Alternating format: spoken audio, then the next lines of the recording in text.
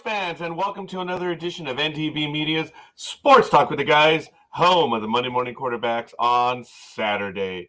Yes, good morning, ladies and gentlemen. As you know, no one is safe while we troll the digital airwaves. Join us as we discuss the latest news in the world of sports and review the events of the past week. No fantasy sports here, and you know we keep it real. And as such, we just might be the purveyors of the zombie apocalypse. Rumor has it happens out here in Los Angeles around April time. But you have been warned. We are repetitive and redundant. We have no peers. Hey, we are the internet's ongoing traffic wreck, and we carry more water for sports than Depends does.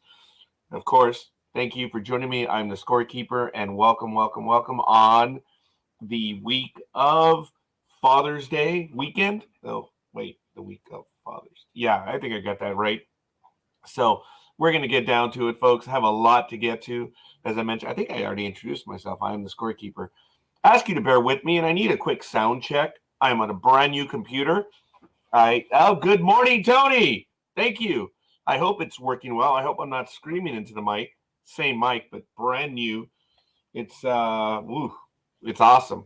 It's a thank you for the love. Appreciate it. It's a i7 quad core, 32 gigs. I basically purchased to buy a game, and the game won't work on it. Such is life. I'm not a gamer, but I wish I was. City Skylines, come on. How difficult is it to make it work on an i7 quad core, 32 gigs? Oh, my goodness.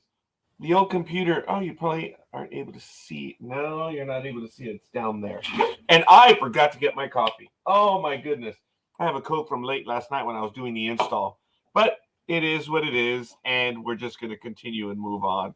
I'm so unhappy about it, but whatever. So, hey, it is what it is.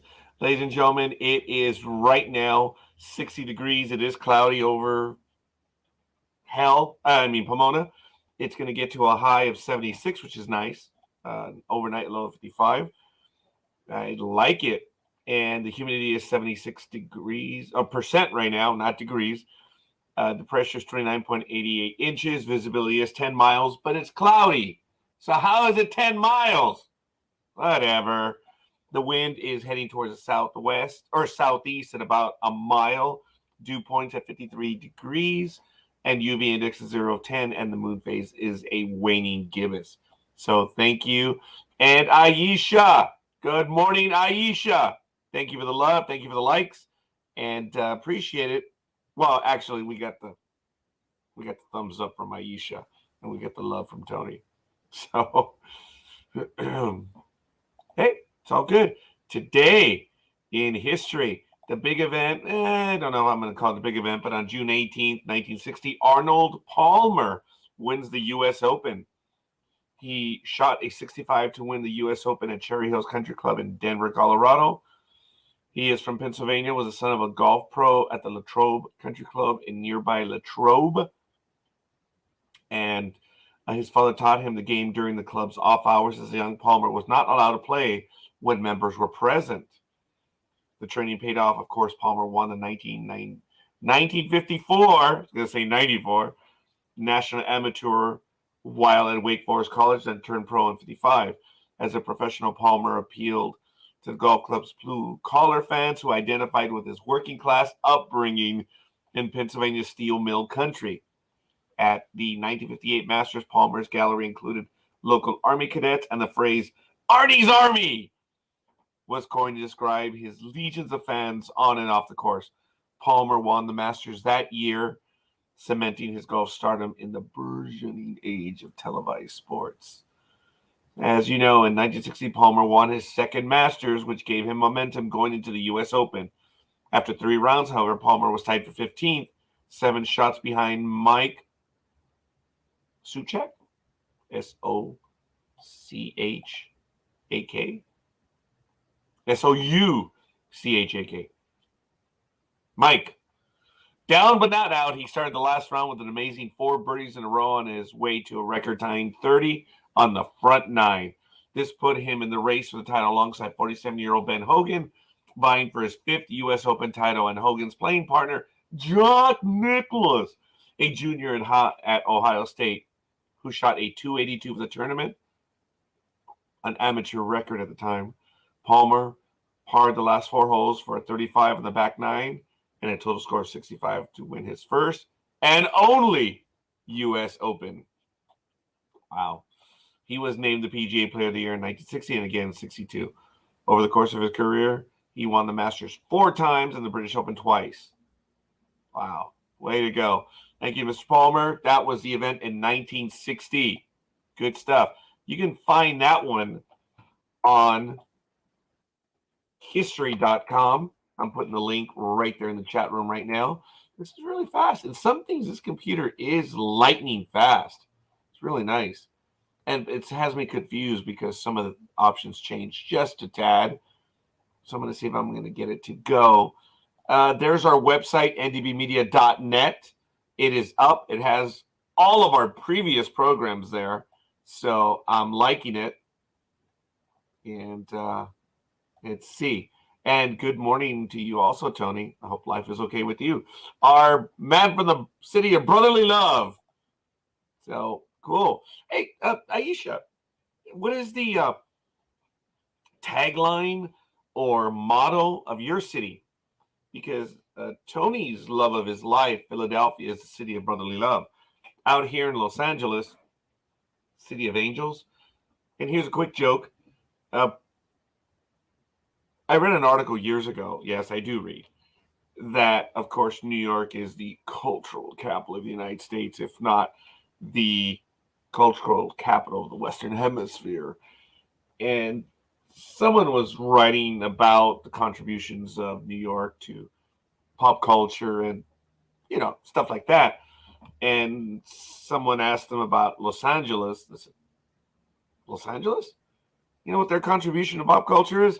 A right turn and a red light. I don't know why it struck me as funny, but as many of you know or don't know, it is illegal to turn right on a red light. Southern California, it's more of a suggestion. I think a stop sign is, quite frankly, a suggestion for the mind of many people here in Southern California. But hey, that is, as I say, neither here nor there. So, hope you guys like this one. This one is a bit tax related, of course. It has something to do with me, but I did like it. I hadn't heard this one before. Roger was called to testify. Oh, no, this wouldn't be right. Tony was called to testify at the Internal Revenue Service, and he asked his accountant, Royer, advice on what to wear. Dude, wear the shabbiest clothing. Let them think you're a pauper, you know, a rogue, you know, just, yeah, let them think that you're poor or stuff like that. And, of course, he asked his same lawyer the question, and the big dog told him, Peter said, don't let them intimidate you. Wear your most elegant suit and tie. Confused, Tony went to his priest, which, again, should have been me. We'll call him Daniel, told him on the conflicting advice and requested some resolution of the dilemma. Let me tell you a story, said Daniel. A woman about to be married asked her mother what to wear on her wedding night. Her mother said, Sonia. No, Aisha said, wear a heavy, long flannel nightgown that goes right up to your neck. But when she asked her best friend, Sonia, she got conflicting advice. Wear your most sexy negligee with the V-neck right down to your navel. Tony protested, what does all have this to do with the problem with the IRS? Simple, replied Daniel. Doesn't matter what you wear. You're going to get screwed.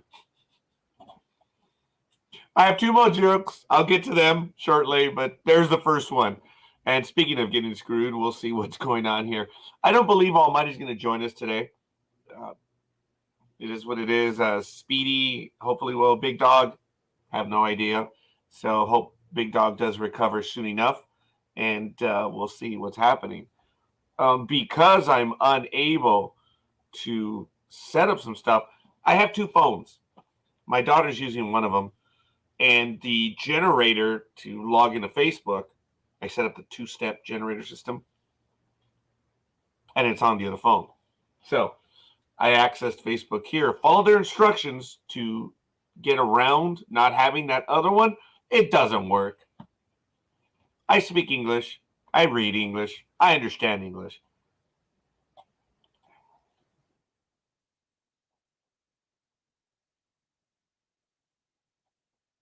Didn't work. I follow the instructions. Anyway, good morning to everyone. Let me know who you are and where you hail from. Love to spend time with you on the Saturday morning. We thank you.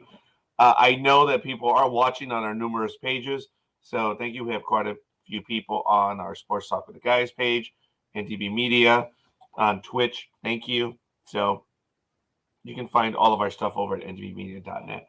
National Rugby League in the Telstra Premiership, round 15. Dragons, this was on the 16th. Dragons 32, Rabbitohs 12th. On the 17th, Sea Eagles lost to the Cowboys 28-26.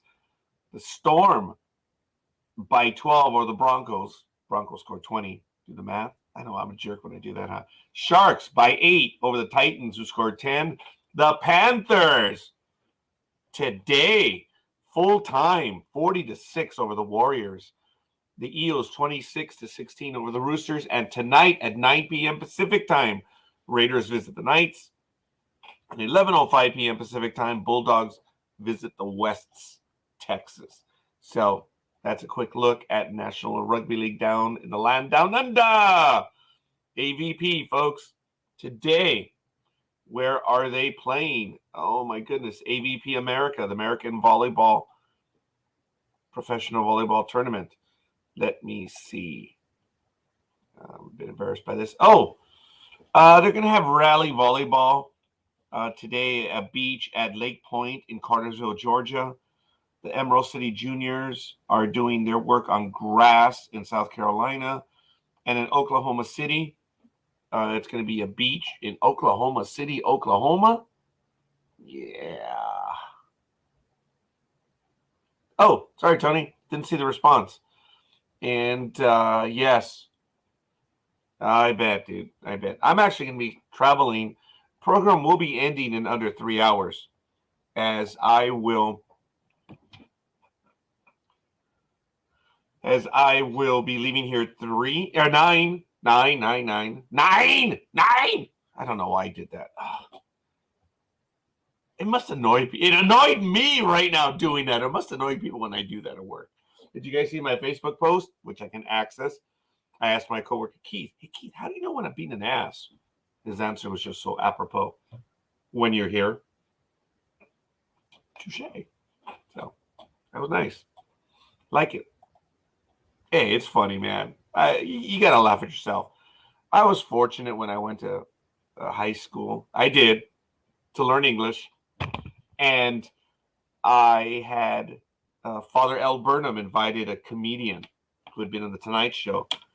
And he made us laugh all night. I mean, we lived at school, so we never got out. We were there at 6:30 p.m. on Sunday, or 8:30. I forget what time we had to be there on Sunday night, and we left at 2:15 on Friday. So we were picked up. We were furloughed for the weekend at that time, and we were there. But this comedian came over, made us laugh, just dying laughing. And I swear to you, going to seminary, right? That when he said this phrase, he was looking right at me when he said it. He was talking about making people laugh, being a jokester and stuff. And he said, if you want to be a comedian, you have to laugh at yourself first before you laugh at anyone else. So, I get that. But if I do, I'll never be able to laugh at anyone else.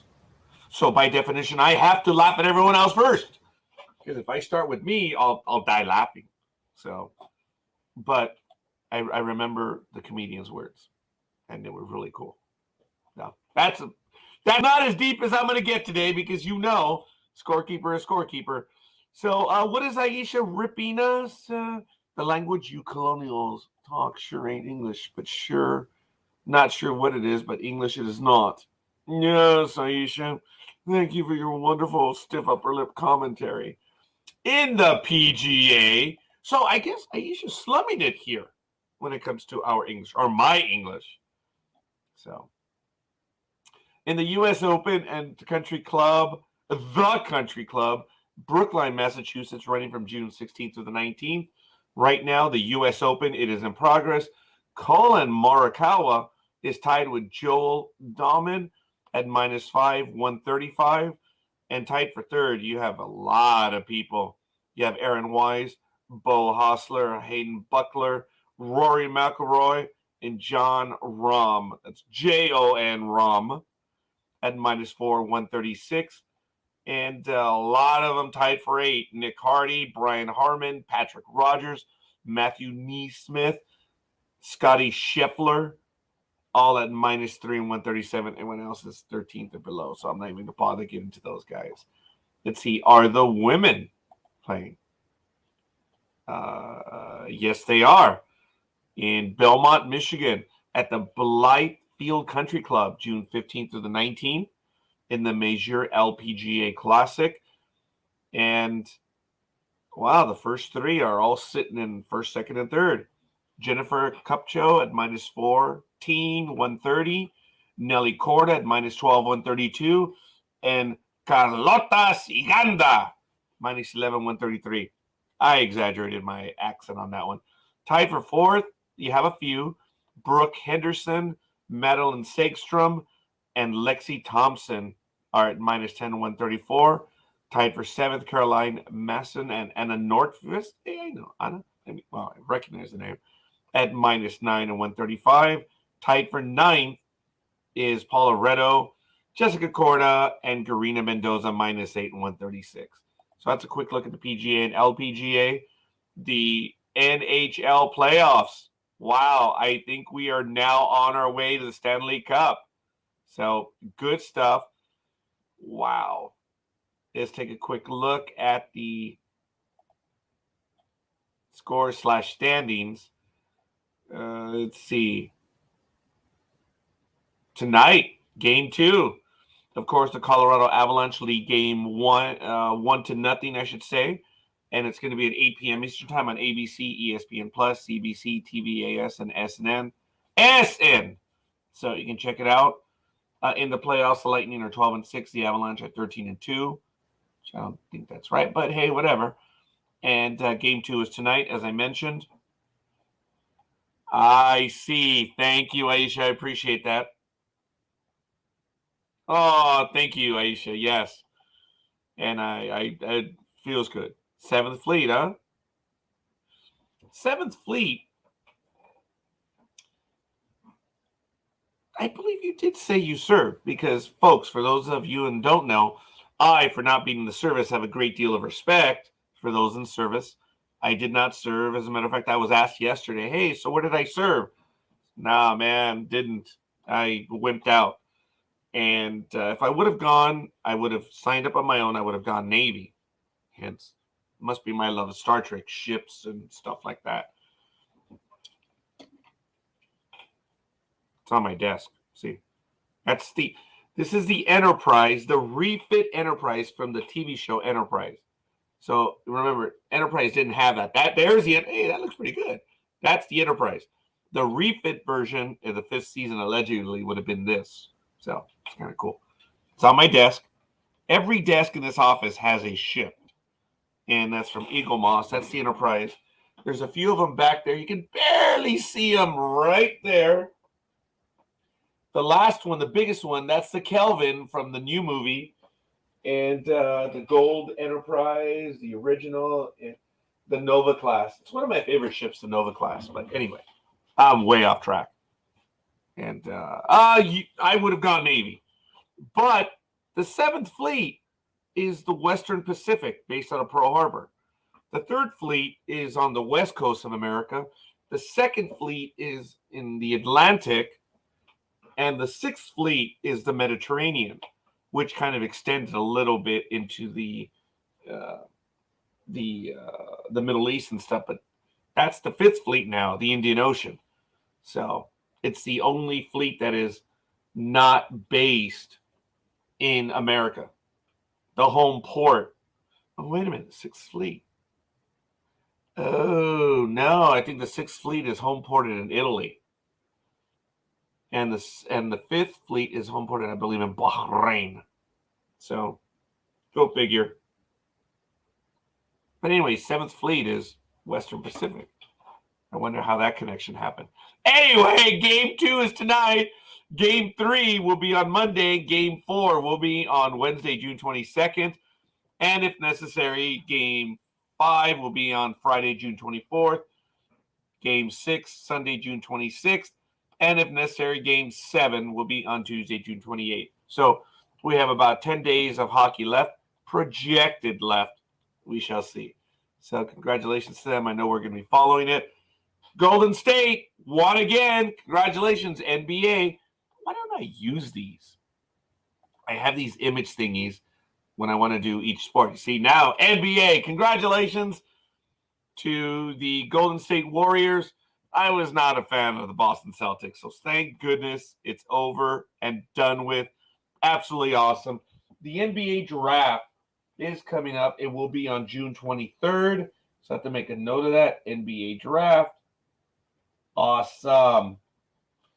So, as I said, congratulations to the Golden State Warriors as they did it in Game 6, 4-2. I know the big dog was rather happy about that, but hey, you know what? It is what it is. So, congratulations to them. The final was 103-90. Not necessarily a blow up, but the game was over. So, Kerr amazingly said he did not see this one coming over the title. Whatever.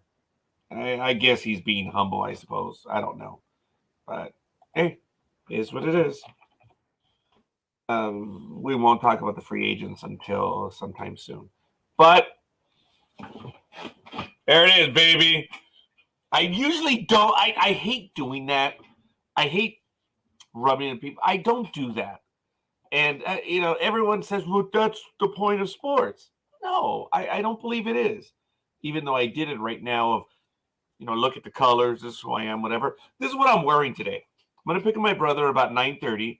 He is getting ready at this hour, and he's on his way to dialysis. Actually, he might already be there. And he finishes up at about 9:30, so I'm leaving here at 9. I had a rental already. I got myself a Rogue. I was supposed to have like an Altima, but the pickup time was noon. They didn't pick me up until 1:15. Although who they sent to pick me up, I was all right with it. Yeah. Her name was Jackie. Yeah, but she's right out of high school, man. So it gets to a point where you're a certain age where you're even like, I visit Applebee's often, and I wasn't for that place because my worst experience in a restaurant was at Applebee's in Colorado. I'd never been to one. My union coworkers and I walked in. It was really funny. It was a full minority party. Myself, Joe, we were the Latin, and I was youngest. This was in 07. And the other two women were black, so we were mixed. We were all coworkers, but we were on union business. We walked in to the Applebee's in Colorado, and I know the location. Walked in and everyone stopped. Man, it was a scene out of a movie, and I was just stunned by it. I'd never in my life had to deal with that form, and I was shocked. The other three were adults, much older than they were, like cool, but I was feeling it, and all the people serving us, man, the service was awesome. They were right there. It's like two people were serving us drinks. They got us everything going. But they could tell. They could tell the looks that we were getting. And it was like, and they were so genteel, so nice. And they'd served us drinks. And I was like, oh, and my coworkers could tell. I looked up and they were listening. I'm like, let's go. And they're like, yeah. And it genuinely hurt the tables, the table person, the person taking our order. And they're like, well, how much for the drinks? I'm like, no, we're not going to charge you. I said, yes, how much for the drinks? And I don't know. I think we left a few bucks, but it was the worst feeling I ever had walking into a restaurant anywhere in the United States of America. Didn't get that feeling in Alaska, didn't get it in Los Angeles, didn't get it in Arizona, didn't get it in Nevada, but it was right there at that one restaurant and Applebee's in Denver, Colorado. So I never went back in. I had that. There was an impression I had of Applebee's. And it was the impression of the people. It wasn't the restaurant. It was the people. So my assistant, Claudia, loves Applebee's. So we tend to go there often. And we've met this wonderful attendant there. Call her, hey, barkeep. Sheldon, let it be known. Her name is Brandy. She's absolutely awesome. She's real down-to-earth, authentic. And I went to visit her yesterday, and I'm even asking her advice. This is crazy. She's half my age, man. And she's very nice. And we just hit it off because when Claudia and I go out, we're really chirpy with each other and or with everyone around us. Dude, we are that little immature little group of kids that if there's something to be said, we're saying it. Well, we were a little chirpy and a little loud and a little maybe abusive in our language. And every time Brandy came around the first time we met her, we're like, oh, we're sorry. We're sorry. It's just, I know you have no idea what I've heard before. And we've just established a unique, I suppose, friendship that is kind of cool. And I go to that Applebee's right there in Montclair often, even without Claudia. Yes. So I'm sure there was a point to that, but I'm all over the place. Let's see. I got on board the following: the USS James E. Kays, the USS Dennis J. Buckley, the USS Constellation Connie. I had a book of the Constellation, a yearbook. I didn't know that they had yearbooks for their tours, and only spotted the USS Enterprise. Now, I didn't serve on those ships. I was only 10 or 11 years of age. That is absolutely awesome. I thank you, Aisha. That is neat. Thanks for sharing that. And there may be more to that story. Yeah, I'm going to be really off base in a moment. And speaking of being off base, this stuff, showing the colors, being a jerk. And I think that's why my Applebee story kind of got in there. I don't like to embarrass people. I don't like to show people. I tell you, being a Yankee fan, there's a love for the team. I can see another Yankee fan, and we always played cool. We show our colors, and it's just a simple nod, whatever. It's an acknowledgement of what we have to suffer through as being Yankee fans, because everywhere we go, man, we hear it from everyone. One of the best slams I ever had was from this young lady. We'd gone to Disneyland. I was wearing my older Yankee jersey, and she was giving me some change.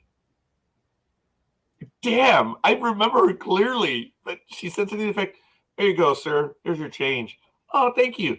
"Yeah, maybe you use that sense to change that uniform." Wow, something along those lines. Oh, like, you know how they can't answer you back? They can't say anything.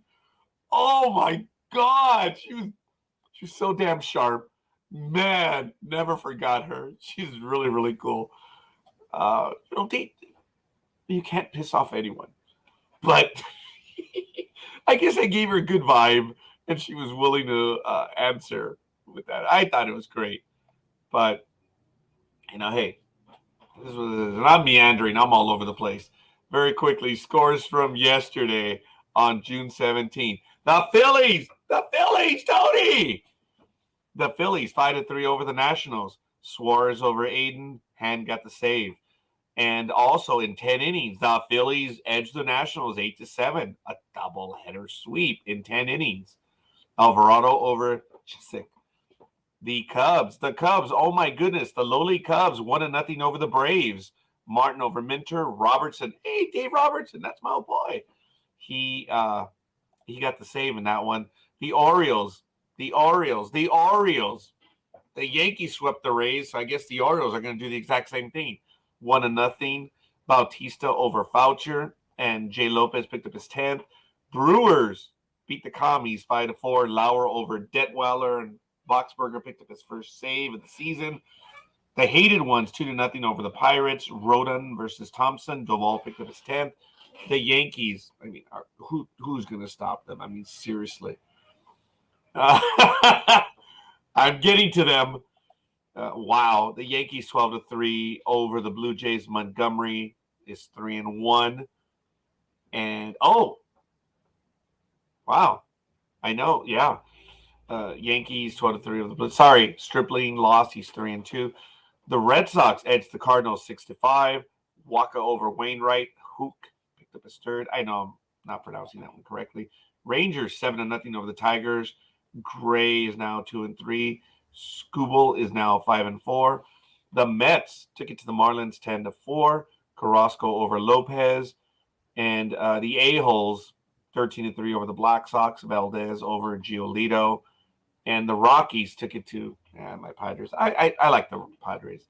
10-4. Freeland over Gore. America's AAA team 5-1 over the Athletics. There's been some public news that the A's are going to Vegas. They're talking money now in Vegas. The city's going to pay for it. There's a brand new stadium. I'm hoping to visit with my buddy Fausto, who's out there in Las Vegas. First Marine Division, the young man, Fausto. He was in the Persian Gulf War in 1990-91. They have a brand new field out there, a minor league field for the minor league team. And I invited myself over to visit with him and catch some minor league games. So I'm looking forward to that. But the Athletics, it's open discussion now. Families don't like talking about their personal business. Well, the Athletics, they're revealing it all. So, looks serious. Now, if you ask people in Las Vegas, they're like, what are you talking about? Athletics management ownership's here all the time. It's like a foregone conclusion. Well, not to the rest of us. D-backs 7-2 over the Gemelitos. Bumgarner over Schmeltzer. And the Guardians, or the Indians, 2-1 over the Dodgers. And it goes over Phillips with Los Santos. Picked up his first save. The Angels lost to the Mariners 8-1. Wow. Ray over Lorenzen. Boy, oh boy, oh boy. We're going to take a quick look at the standings now. Yankees are 48-16, a 750 winning clip. Toronto's 11 back, Tampa Bay 13, Boston 13.5, Baltimore 20. In the American League Central, the Gemelitos are 37-29 with a 561. The Indians are 1 game back, the Black Sox 5, the Tigres 12, and America's AAA team is 13.5 back. In the American League West, the A-Holes are 40-24 with a 625 winning percentage, second best winning percentage in the American League. The Rangers are 9 back. The Los Angeles Angels of Chavez Ravine are 11 back. Mariners are 11.5, and Oakland is 19. In the National League East, the Mets 43-23, 652 winning percentage. The world champion Braves are 5.5 back. Philadelphia is 8 back. Miami's 13, and Washington 21. Wow. In the National League Central, St. Louis is 37-29 with a 561 winning percentage. The Buccos are 1 back. Pittsburgh 10.5. The Cubs are 12, and the Commies are 13, just short of being eliminated already this early in the season at 23-41. I mean, they're not, but wow. They're 4-6 in the last 10. They've lost 2. They're minus 57 in the run differential, which surprisingly is not the worst one. No. The worst one is Detroit at minus 83. You have Oakland at minus 95. And what I mean by run differential is how many runs you've scored and how many runs your opponents have. And if you're in the minus, like say if you're minus 2, you haven't scored any and they've scored 2. So that's what the run differential is. Seattle's minus 10. The Black Sox are minus 45. Baltimore's minus 39. And yet they're winners of 2 in a row. Washington is minus 114. Pittsburgh is 103. Wow. And the Commies are minus 57, so go figure. Remember, folks, if you're watching us on all of our pages, if you're on my personal page, we're not able to see your comments. Come over here and join us on Facebook.com. We're on Twitch TV as well. Let me put those links in there. And of course, I don't have them. I'm going to have to set that one up right now. We're going to create it right now. So it's twitch.tv/NDB Media. It's embarrassing. Wow. Did I get it to work?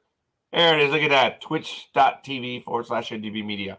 I made that one happen kind of fast. And if you want to check out our regular stuff, it is at ndbmedia.net, as I mentioned right there. All of our programming from radio as well as video is right there. And I want to thank Michael Day. A shout out to him, who has been working on our website and has made it what it is. It looks really cool. I am eternally thankful. Continuing on, commies about to be eliminated. In the National League West, San Diego's 41-25. Dawgers. Los Dawgers. Oh, San Diego's 6-20. San Diego's in first place! Woohoo! They were 7-3 in the last 10 games. They lost one. Their run differential is plus 68. Wow. I'm really happy. They're 17-13 at home. Away, they're just knocking it out of the park, 24-12. And against 500 or greater teams, they're 18-16. Wow, not bad. 41-25, 621 winning percentage. Way to go, Padres. I'm already planning a trip down there in August again. It's probably going to be around the 20th.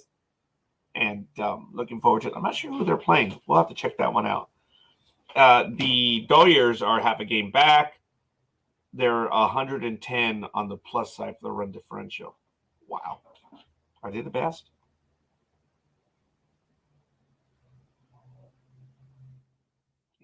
Are you able to guess who is the best right now in run differential? I know, that's the most smug I've been in a while. Forgive me. The hated ones are 36-27, 30.5 back. Arizona's 10, and Colorado's 12.5 back, and minus 31 and minus 63 in the run differential. There's an article by Dan Schlossberg, or not necessarily Dan Schlossberg, but if you want to check it out, here's the article. I'm going to put a link. These guys write good baseball stuff. As you know, Dan Schlossberg is on the NDB Media Network on our channel. He does Travel at Radio. Used to do Braves Banner, but he's retired from that. And on Thursdays at 5 p.m. Eastern Time, 5 p.m. Pacific Time, 8 p.m. Eastern, he does Travel at Radio, but on our channel, blogtalkradio.com/NDB Media. And he is now part of another group that's doing some writing. I'm going to go over to it right now. Here it is. My mail is open. But did that go to my Gmail account or to my regular Outlook? Oh, there it is.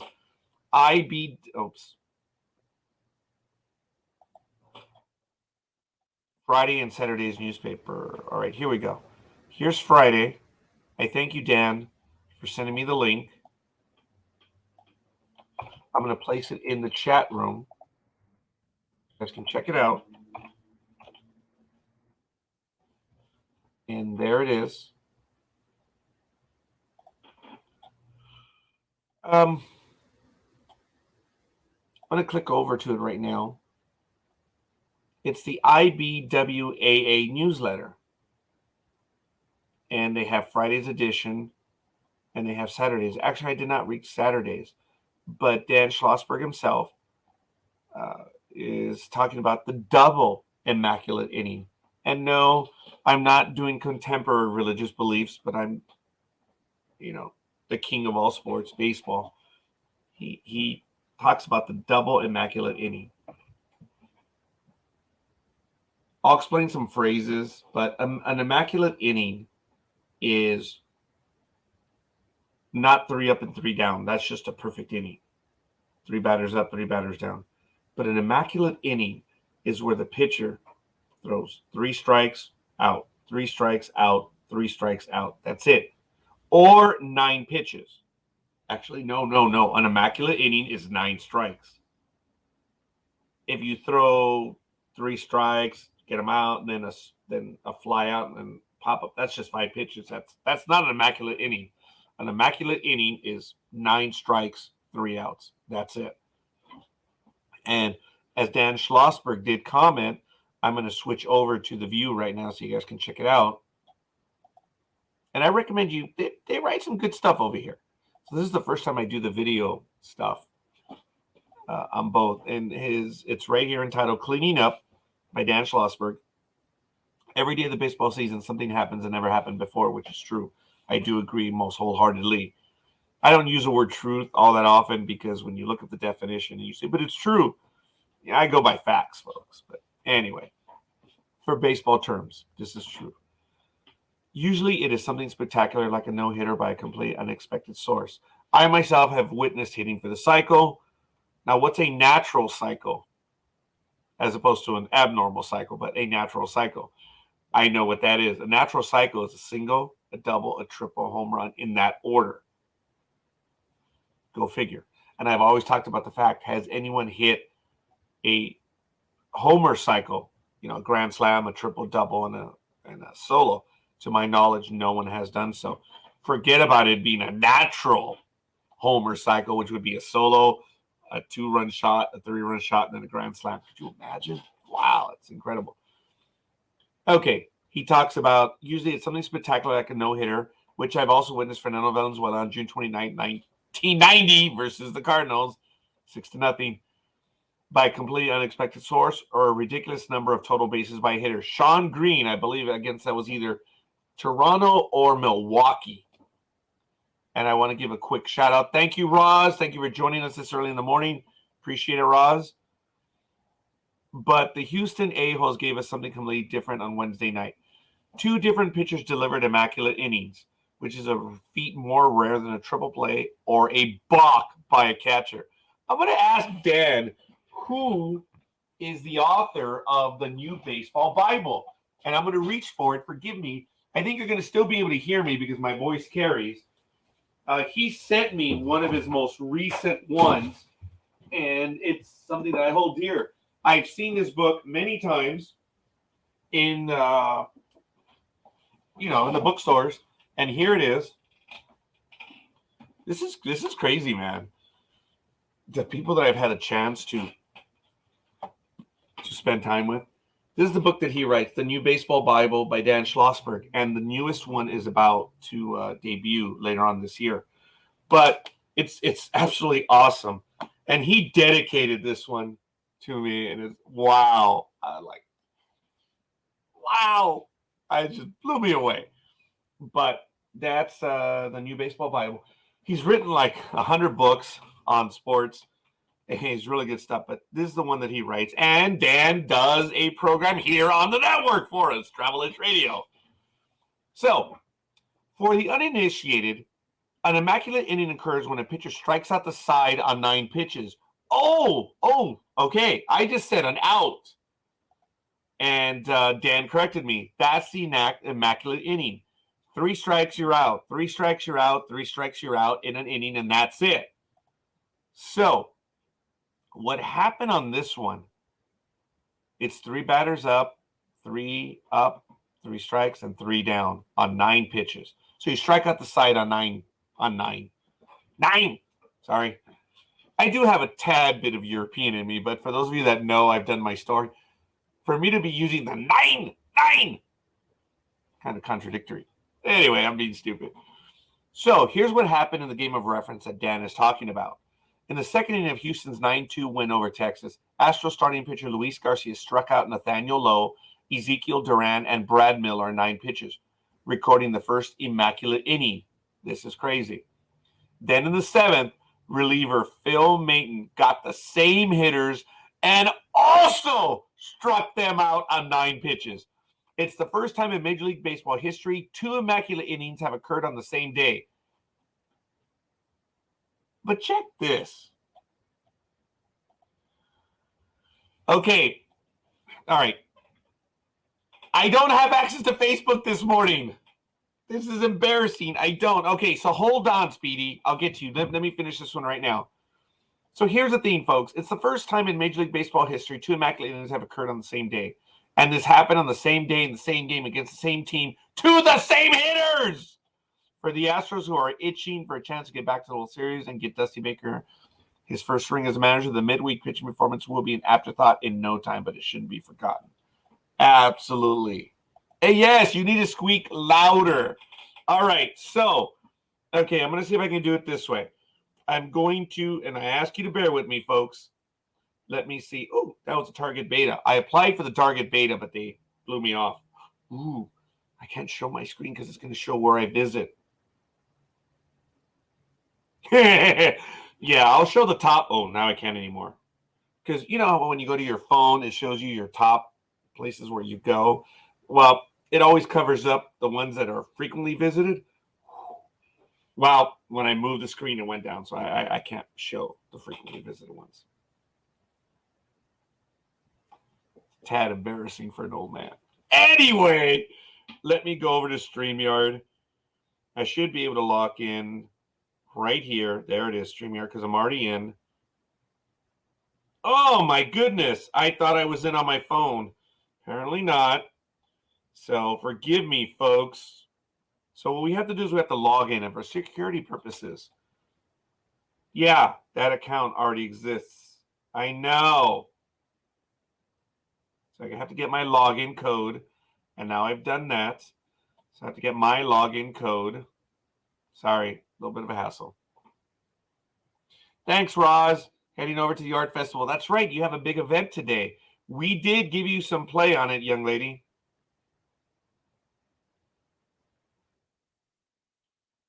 That's my code. Okay, I have my code. There it is. So what I'm going to do is I have to share this. I have to invite a guest. There it is. Copy to clipboard. And I'm now going to send it to everyone. All right, in the messenger. Sorry, boy. Okay, here you go. Actually, wasn't too bad. There's the StreamYard code, Speedy. So hopefully he'll be joining us shortly.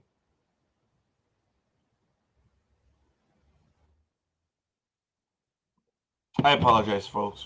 Oh, my God. You're actually checking out the email. Oops. Oops. Oops.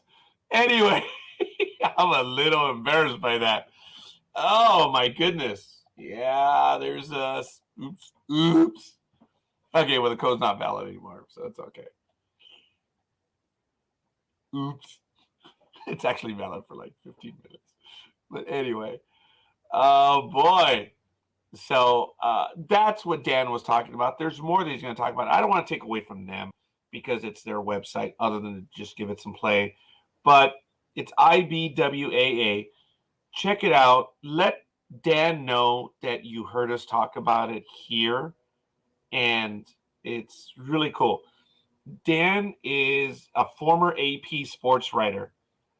And he is a Fair Lawn, New Jersey. He's been governing the game since 1969. When I read that this morning, my jaw dropped. That's when I was born. 1969. Hey, suck it. His byline runs in Forbes.com, which I've signed up to, and I receive Latino sports, which I find absolutely amusing, but it's there. Sports Collectors Digest, USA Today Sports Weekly. That's why I receive USA Today Sports Weekly and elsewhere. You can email Dan at BALLAUTHOR, ballauthor@gmail.com. So let him know you heard of his stuff right here. So good stuff there. I just wanted to touch upon that. Thank you, Roz. I hope you have a wonderful day. I don't know if you're still with us right here, but I hope you have a good time today. So we've got to get to him. The Hapless Harper Watch. It's just what we do, folks. And Speedy hopefully will be joining us in just a few moments. I'm sorry, Speedy. Sorry, buddy. Just happens. And where's the Hapless Harper Watch? Oh, there it is. Hapless Harper Watch. It's right there on mine. As you know, I use OneNote for everything. I'm going to go back to it real quick just so you can see it, because it's what I normally do. And I keep track of everything. This is just an idea. These are all my notes. These are links. These are all of our regular links that we use on this program, or at least that I use. And I have OneNote for schedules, which is blank, notes on baseball history. And these are each and every episode, all the topics that we've gone over. So this is stuff that I use on OneNote on a regular basis. There's our show page, etc. But it is what it is.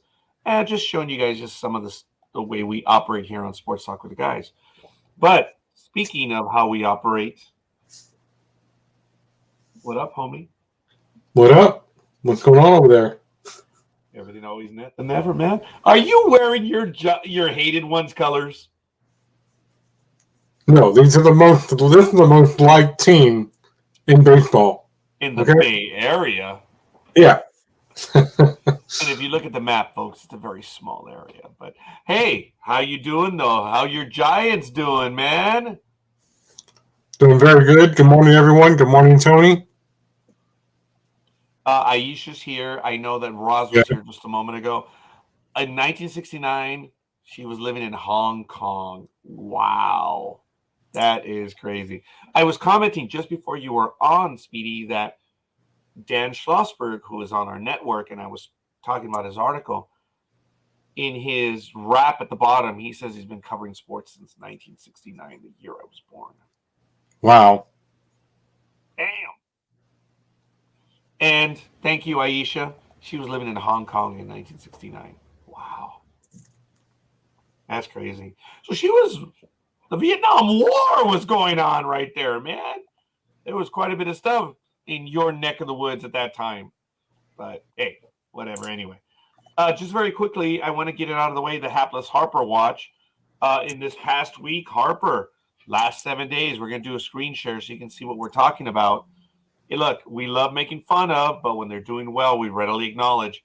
And there he is. In the last 7 games, Harper's batting .364, 500 on base, and a .455 slugging. No home runs, but he does have 3 RBIs. But he got on base 6 times via walks. He only struck out once, even stole a base. Folks, it may not be worth $30 million, but that's the only slam I have against him. The guy's playing, he's producing, and that's what it comes down to. Produce or shut up. And there's production there. For the season, he is hitting .270, so his average is down. That's the very bare minimum. That's the Noriega line or the scorekeeper line. You got to hit .270. He's there.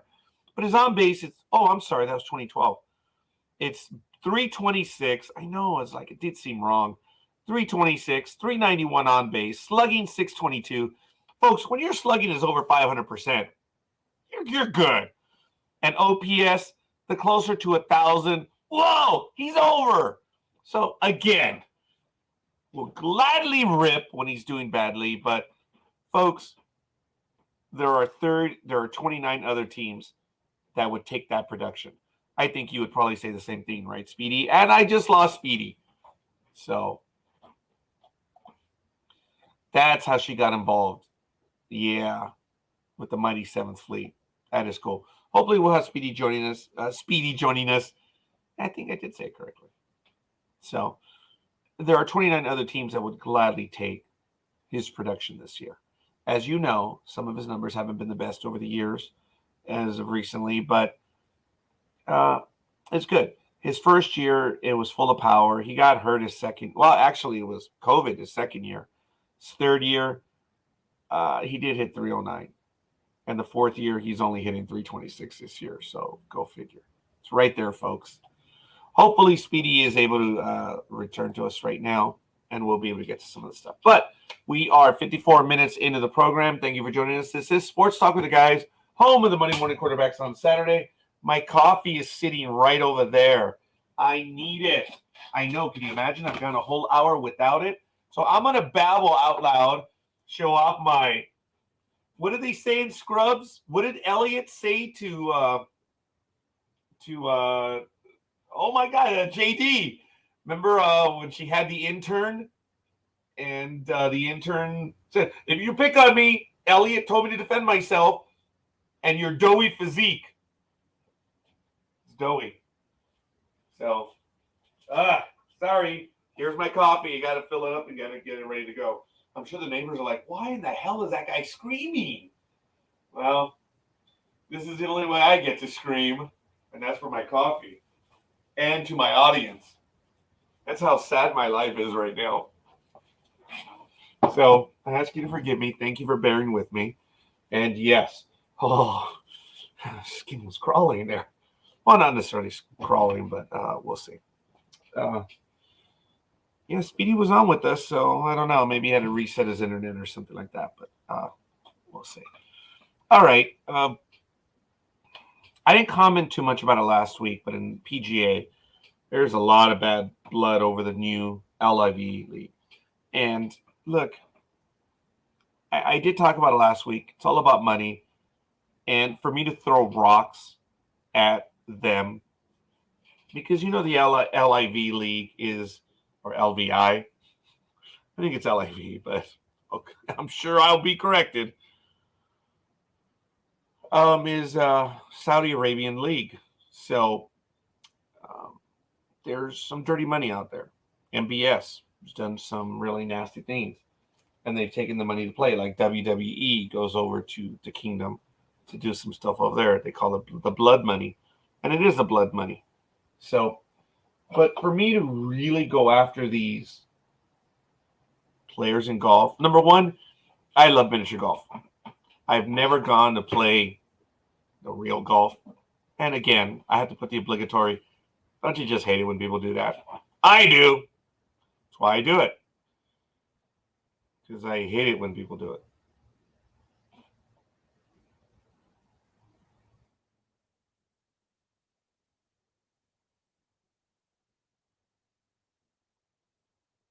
I think Guinan did something like this against Q in Q Who, the episode.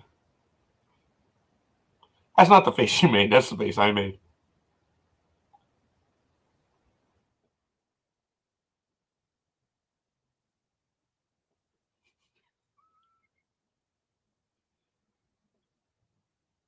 I don't know where I'm going today. I'm going to pick up my brother at 9:30, and I don't know where I'm going with this episode.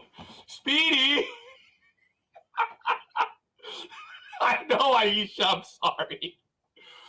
Oh, I can't believe the audience numbers are still here. I think they think I'm having a breakdown, and I may be having a breakdown. I've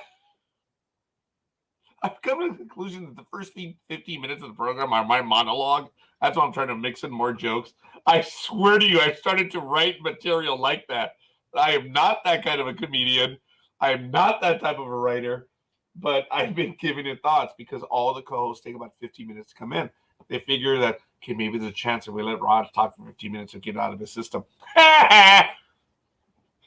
are you guys wrong on that one. I talk too much. That's why I do this. And it's not hot anymore.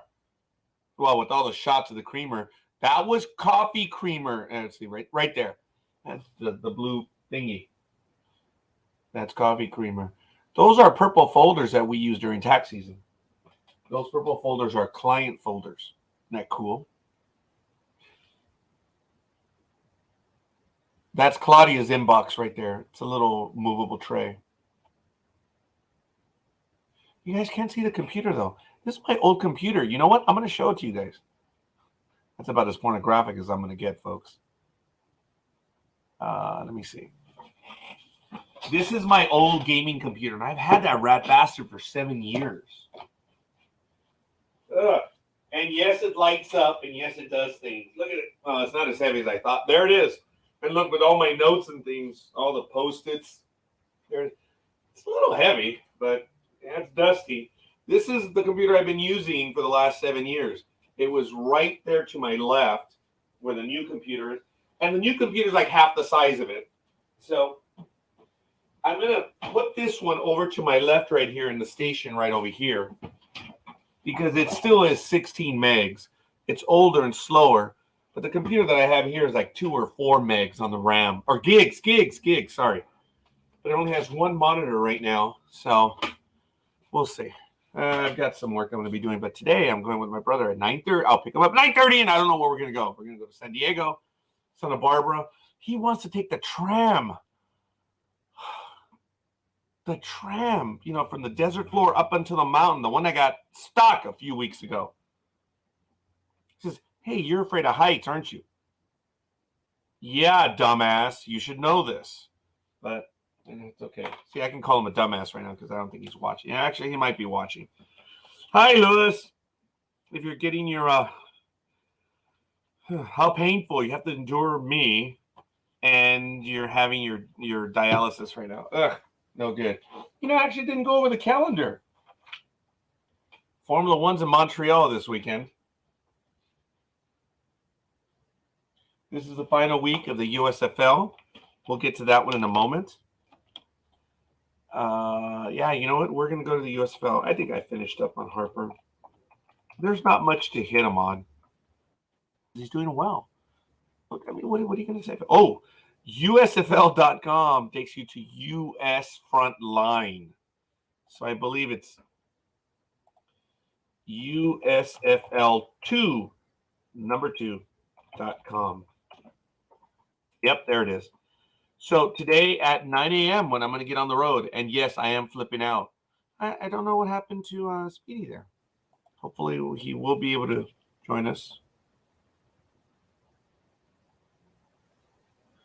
I don't have a message from him.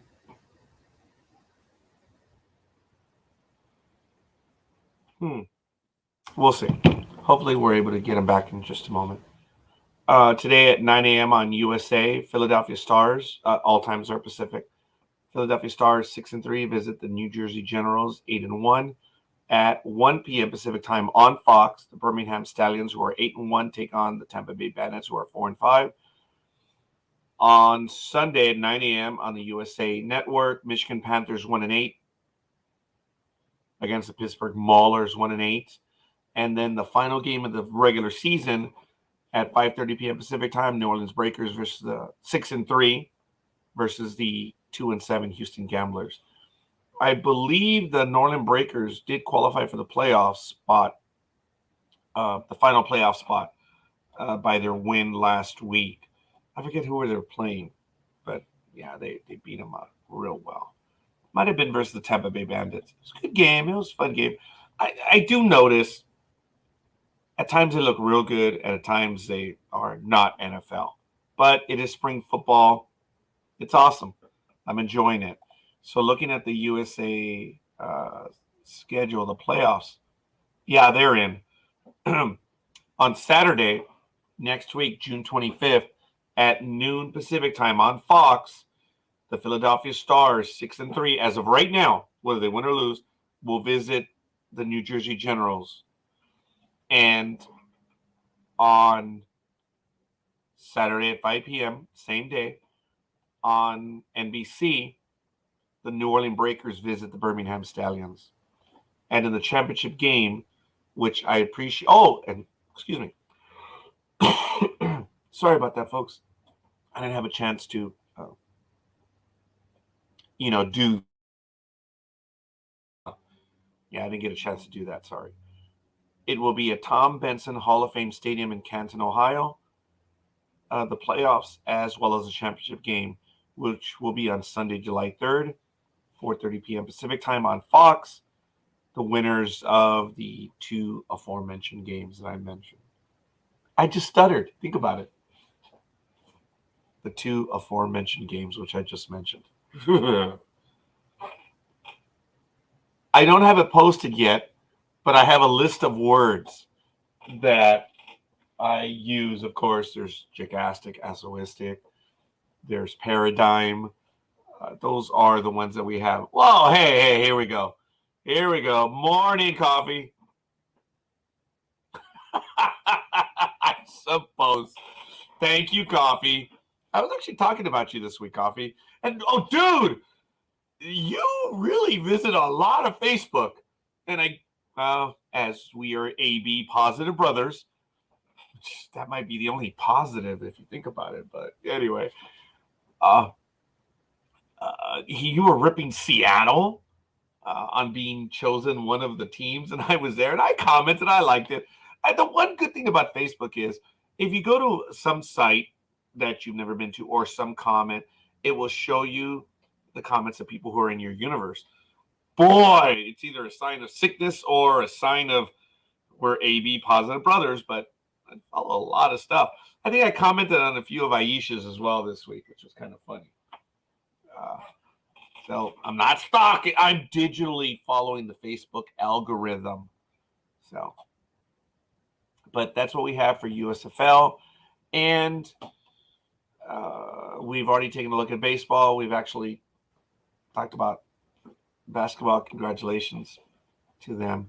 I didn't really do the stuff in history other than the U.S. Open, so I'm not going to revisit that. I'm already gone on that one, and yes, you do on every level. You commented about Mark McGwire and Sammy Sosa.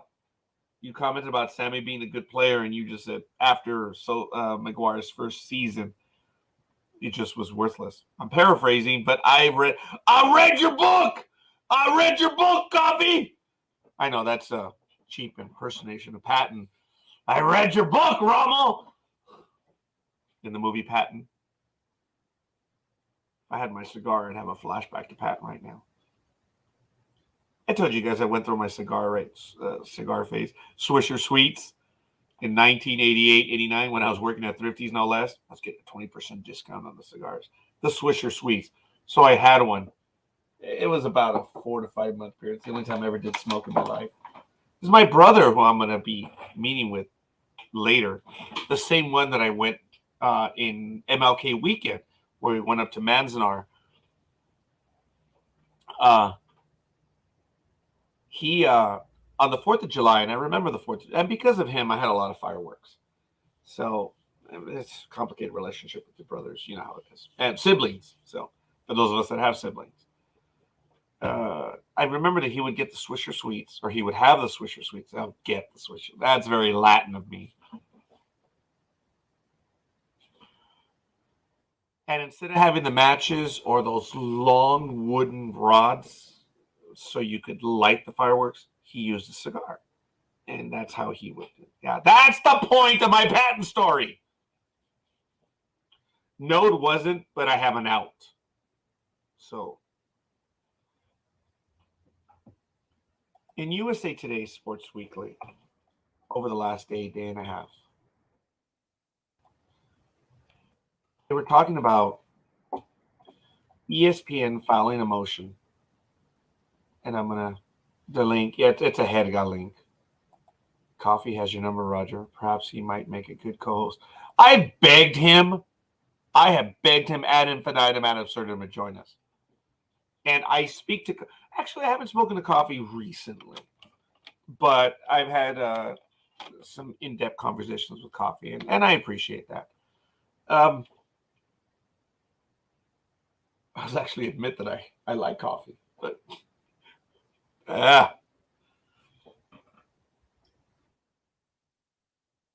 I appreciate that he's been in our program for as long as he has. I really do. A lot of people on this network. Oh, and those associated with us on other programs. Oh, my God. Oh. He's a misunderstood soul. We'll leave it at that. But ESPN is asking for Steele's lawsuit regarding her alleged free speech violation. So this is on USA Today. ESPN filed a motion to dismiss the lawsuit by Sports Center host Sage Steele on Thursday. Steele is suing the Disney-owned sports network for violating her free speech rights protected under the First Amendment. ESPN's filing asked Connecticut's Superior Court to dismiss the case on the grounds that Steele never stopped receiving payment from ESPN, meaning she cannot prove that the company disciplined her. ESPN also claimed that the creation and broadcast of shows qualifies as protected speech, arguing that removing Steele from broadcast or allowing coworkers to forego appearance with her qualifies as freedom of expression. So it's getting a little complicated here in the arguing. I do not pretend to be litigious. I do not pretend to be a legal scholar or a scholar on anything other than 35 years of taxation. I do know quite a bit, but I don't pretend to know everything. Folks, tax code is 50-some thousand pages. But the real tax code is only about 1,000 pages long. All right, it really is. But with all the annotations and all the laws attached to it and stuff and explanations, it's about 50,000. Yes, Coffee! Yes, thank you. Now I feel like Father Dover when I answered one of his questions in a homily, which he just begun. Took the wind out of my sails. Folks, the First Amendment. The government shall not abridge your right to speech. That's it. That's it. Now, there's things referred to as protected speech. And there's no way I'm going to get into that because folks, I was railing on this maybe last week and this week, but look, actually I was talking about it last week. Oh, what is your question now, Coffee? I'd like to know, but folks, people with, and look, here in NDB Media, I don't, anyone who's wanted to be on this program, anyone who's wanted to do a show with us, or as I refer to them as programming, everyone and anyone I've told them, don't be stupid. So why is my program on air? Not them asking themselves, but me uttering. It's like no hate speech. I don't tell them to watch the language. I tell them no hate speech. And that's really it. It's just, we're not going to do any of that stuff. I don't want to have to answer for it. I don't want to be involved in it. And if all you're going to do is hate speech anyway, then you have no place with us. Being angry is one thing. Hate speech is another. And I'm not going to go and explain to you what hate speech is. You know what it is. There is no hate speech here. That's probably why our numbers are down, because we don't do hate speech. Look at some of the people on the left. They pretend to be non-hate. It can get hateful. On the right, yeah, same thing. It's come down to is who can hate the most, or who can hate the best. Wow, is that a misnomer or what? So, why is content on the radio censored? The government is violating the First Amendment by doing it. FCC, boys and girls. FCC. Well, Coffee, I've thought about that. I have. I don't think you and I have had a conversation about that. But I know that there are some age restrictions. So you have to be careful about that. So that comes into play. But in the barest question, why isn't? So it's a complex argument, and one that I'm not willing to entertain at 7:13 in the morning Pacific time. But yeah. The First Amendment will not infringe or, keep you from saying what you want. But as I was referring to people associated with NDB Media, if I detect hate speech, you're gone. If I'm guilty of it, then I deserve to be reprimanded in every which way. I try not to do it. I get caught up in things. And that's why I'm talking about, well, being angry is one thing, hate speech is another. Yes, Coffee, I do know you went to Ghana twice. The most religious country on the planet. No censorship there. They aren't overly uptight like here. Oh my goodness. Yeah. The evangelical right is, horrible. And Speedy. I did not put you in a timeout. I did not. Tell everyone that, because people here are giving me a hard time saying, what did you do to Speedy? Oh, he did. He did. My computer, you see the little mouse there, did that spinning thing. Oh, okay. I believe it. But thank you, Speedy. I was talking very quickly about the article on USA Today about Sage Steele. And, she's saying that Disney's being nasty with her, just like they were with Scarlett Johansson. And what it comes down to is she got in trouble with the network because she said, look, I don't want to have a shot. I don't believe in this. And then she went on another program and talked about her personal feelings about it. And Disney got very mad, and they basically went after for it. went after her for it when she says, "But this is, this is my freedom of speech." Yeah, but you were introduced as a host on ESPN, and they just want to stay out of it. I talked about Jack Del Rio very briefly last week. I myself believe the suspension was way too harsh, the fine of $100,000 was way too harsh, but I believe it was warranted. Folks, if Speedy worked for me, and he does not, but if he did work for me as a host, number one, he'd be paid. That's one. And two, he would have signed a contract. And in the contract, there are instructions. And in there, I would tell him, you don't make us look bad. You don't make yourself look bad. You don't associate yourself with us while you're not on the network.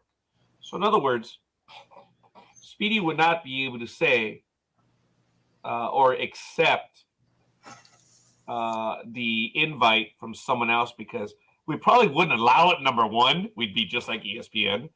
And two, if he did, he would have to say, I'm here under my own accord, and these are my own beliefs and whatever. But when it comes to certain things, we would encourage Speedy not to get involved in politics. We would not ask him to comment on religion and probably on current events as a host on the program. What he does on his own, he can do whatever he wants. So if Speedy wants to talk about shots, immunizations, if he wants to talk about his church, NDB Media is, hey, go for it, pal. This is who you are. If you have differing views from us, I'm okay with it. I don't care, because he's his own person. But when you get to be ESPN, you get to be Disney and stuff, they don't want to get involved in any of that crap. So they tell their hosts, don't do this, don't do this, don't do this. And guess what the hosts do? They do this, and that, and that. Yeah. It kind of reminds me of the whole BP oil thing that happened over the years, and they were like, "Oh, we're not responsible for this. We didn't do any of this, and so-and-so did it." I'm like, well, who is there to blame? Well, there's only one guy to blame. He's the CEO. Go blame him, not me. And they were trying to do all these different things, and then they said, we're going to go to Mexico, and we're going to dig up the hottest refinery there that there is, and there won't be any more problems. Less than 5 months later, the Mexico factory by BP Oil actually exploded. Per their Texas one, too. Also, their major one was in Oklahoma, and Congress was like, what the hell are you guys doing as an oil company? Because remember, at the time, they had changed to 4 different guys that took the role of CEO, and one guy said, fine, we'll just do this, and this. And they're like, fine, if you do this, and this, we'll keep our eye on you. But after that, all hands are off. And he started doing good. He started cutting back in order to save money, but saving money with what the other CEOs had originally done, just to cheapskate everything. And they're like, that's not right. No wonder why multiple of your BP oil factories are blowing up. How many people have died in your company? Oh, that wasn't under me. That was under so-and-so's watch. I'm the CEO now. I'm doing everything you asked. And they go, no, you didn't. Yeah. Folks, and I appreciate that, Speedy. I actually forgotten about some of that stuff, and thank you for enlightening me on that. The crux of the argument with Steele is this. In her lawsuit, Steele alleges that ESPN put pressure on the V Foundation, is a cancer charity co-founded by ESPN, to remove Steele from her role as host for a fundraising event in December of 2021, just a few months ago.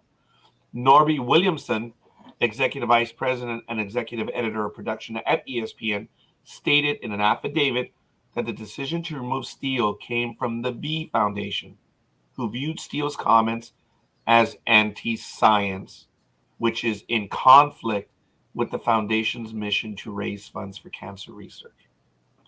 She's talking about her own personal experience about the immunizations, the COVID shots and everything. and she's giving her opinion, which is leading people to do other stuff.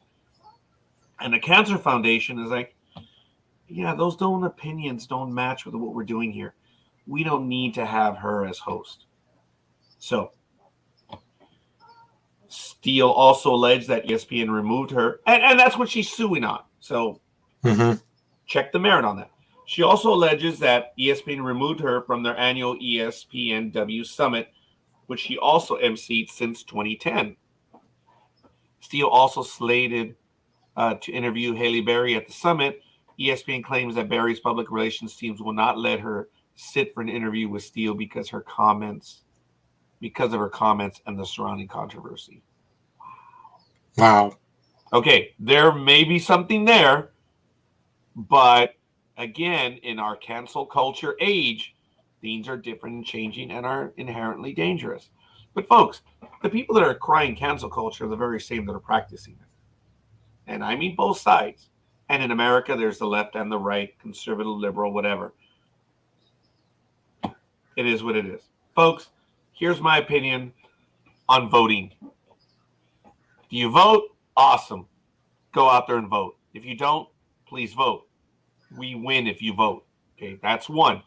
I never ask anyone who they're going to vote for or what they're going to vote for, but you better damn well get out there and vote.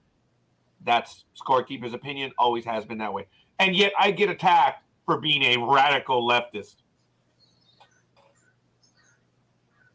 Shut up and vote. Oh, I'm a radical leftist. Okay, whatever. The other thing that I have is I love to hear when people say that there's so much fraud. And my question to them, voting. Have you ever been a poll worker? You ever worked a poll before? No. And shut up. You can't play. Under the Bush administration, from 2001 through 2009, they went after voter fraud. 68 people were prosecuted in 8 years. So, as my Latin brethren would say, forgive me, Speedy, toma! 68 people were prosecuted in 8 years. And do you know what they were prosecuted for? Messing up their voting cards. That was one of them. Not being completely paperwork cleared from being cited. You know, when you go to jail, you lose your right to vote in certain states, and you have to do the paperwork to get it back. Some people didn't do the paperwork, paid their fines, did their service, but didn't do the paperwork, but they were in violation of the law. There's no technical, they were in violation. They got nailed for that. They got nailed for voting before their registrations were accepted. That was another thing. And then, of course, you have people who, when they became legal residents, thought that they could vote, and they voted, and boom, they got in trouble. I'm not covering up for it. I left that one deliberately for the last because I'm not blind to it. And then you have people that just flat out did commit fraud. But folks, of the 68 people prosecuted, even by their own standards, the Justice Department said 76% were errors. 76% were errors. But the law was broken. Was there fraud, though? No. Look at the definition. So when you cry fraud, think about what you're doing. And I commented about that earlier when I said, I don't use the word truth. I use the word fact. But again, if you haven't worked a poll, you don't know what fraud is. I don't have time for it. Yeah. Morning, Speedy. Good morning, Scorekeeper. All I have to say about that is, what do you say about what happened in 2012 when they said, we have all these registered people that voted, but here's the problem. They're dead. And they went, oh, yeah, that's right. Yeah, we have record of all these people that are dead. How did they vote? And, it took a while, but people were like coming out, well, I kind of signed my relative's name on there. Forgery. Yeah, I shouldn't have done that, but I did. Well, why did you do that? Well, then, sorry, you're going to jail. And folks, And then they've they're like caught shocked. them. They're like really surprised. I'm going to jail? Yeah. It was illegal. And let me tell you, folks, I'm not going to get to the numbers right now because then I'm going to be accused of being either radical right wing or radical left wing just because. But, folks, the numbers speak for themselves. Look, the systemic fraud that people imply does not exist. The voting machines, look, I told you, I'm so involved. I helped work on the system here in Los Angeles County. I'm proud of the system. When you vote, the machines are not connected to the internet. So when you actually vote, you see what you're voting, and then it's done digitally, and then you say, okay, I'm done, print. It prints your ballot on a piece of paper, which is your actual ballot. It's not electronic. It's done on a machine that uses paper. It's all digital, but your actual ballot is still paper, and yet they were saying that there was voter fraud. The machines were accessed, and it's like, okay, once the ballot comes out, you review it, say, okay, yeah, that's what I voted. Then you stick it in the box, and that's what gets counted later. Mm-hmm. Yeah, but going back to it, Coffee said earlier, he said, I could never find your contract, Scorekeeper. If I have to worry about that, about how I look, then that's too much effort. I never understand why people get upset for other people. I suppose it comes with age. But hey, live your own lives, not someone else's. Just my opinion. I appreciate that, Aisha. And I'm sorry, Coffee. I'm left of left. Yeah, you are, baby. Yeah, you are. But I cannot violate our personal conversations. Coffee, there is a but to that, but we'll leave it at that. Uh, Scandinavian socialism is the way to enlightenment. I don't trust conservatives or righties, any person who deliberately takes a picture with the U.S. flag. Does the flag of the Federation count? There are my uniforms. Flag of the Federation, baby. I'm not willing to argue that, Coffee. On the taking the picture of the flag, yes. In the history of this country, there has never been widespread voter fraud ever. It's all bullshit.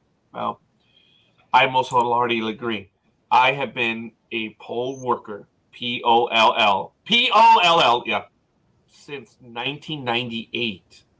I've worked in every form in Los Angeles County. I've worked in other places, folks. I volunteer my time. I love doing it. Folks, the people that are doing it are there to do their jobs. They get paid for it. They just want to do it again. They follow instructions. And until you go there and see it, I saw it the very first time I was there. People that get randomly assigned, they fight, and I'm talking about the poll workers, amongst themselves to make sure it works. And I saw that often. They argue amongst themselves because they themselves want to make sure it's being done correctly. So when you sit up there and say that there's what, you are insulting me and every other poll worker that gets up to give their time and do this. Folks, if you want a workaday Joe or workaday Joanne, look at your poll workers. They just want to get paid and do it again. And they're damn good at it. Folks, I took my coworker, Caesar, and I'll leave it at that, to vote for the first time. I took him on Tuesday, the day of the primary in California. I've taken many voters to work or to vote. I'm a believer in it. And I never told him who to vote for or what to vote for. Because he voted for things which I was like, oh, okay, but that's cool. It doesn't matter. But he voted. And I embarrassed him. And I shouldn't tell this story, but I did. I loudly said, congratulations, this is your first time to vote. And you know, folks, everyone in the precinct cheered because it was really cool. They got excited about it. And yes, I get emotional over these things because it's who and what we are. They applauded, they cheered. Not because of what I said, but of what he was doing. When he went to vote, 3 people were helping him, and we walked out. I said, dude, isn't that awesome? You had 3 women helping you. Oh, man, it's funny. I remember the first time I went to vote in my neighborhood. Yeah, they were all older women, but I went home. I told my mom I voted. I had 4 older women trying to help me to vote. It's so funny. And it's just the thing. Folks, I know some people can't vote due to what they've done in life, due to where they live, whatever. But by us not voting, it's not that, oh, well, I have the privilege. You know how I feel about that. I guess that's what's been going on the last hour and a half. So very quickly, I'll just say, Coffee says he wants to be a poll worker. Talk to Scorekeeper. He'll show you the ropes, I'm sure. Yeah, but that's POLE. And if anybody ever wants to work at a county fair, I'm your man. I know how to do that. Because people always think, oh, yeah, parking a car? Yeah, that's easy. No, it's not. No. We've had people, when I worked at the Alameda Fair a few years ago, they were like, hey, stop that car. And I'm like, what? I see this red car speeding through, and it's a NPD, which means not paid directly. There are people that do that at these fairs, not realizing that the fair has multiple parking lots for the sheriff, for the local police that are helping fund the fair in your state or area, as well as undercover cops.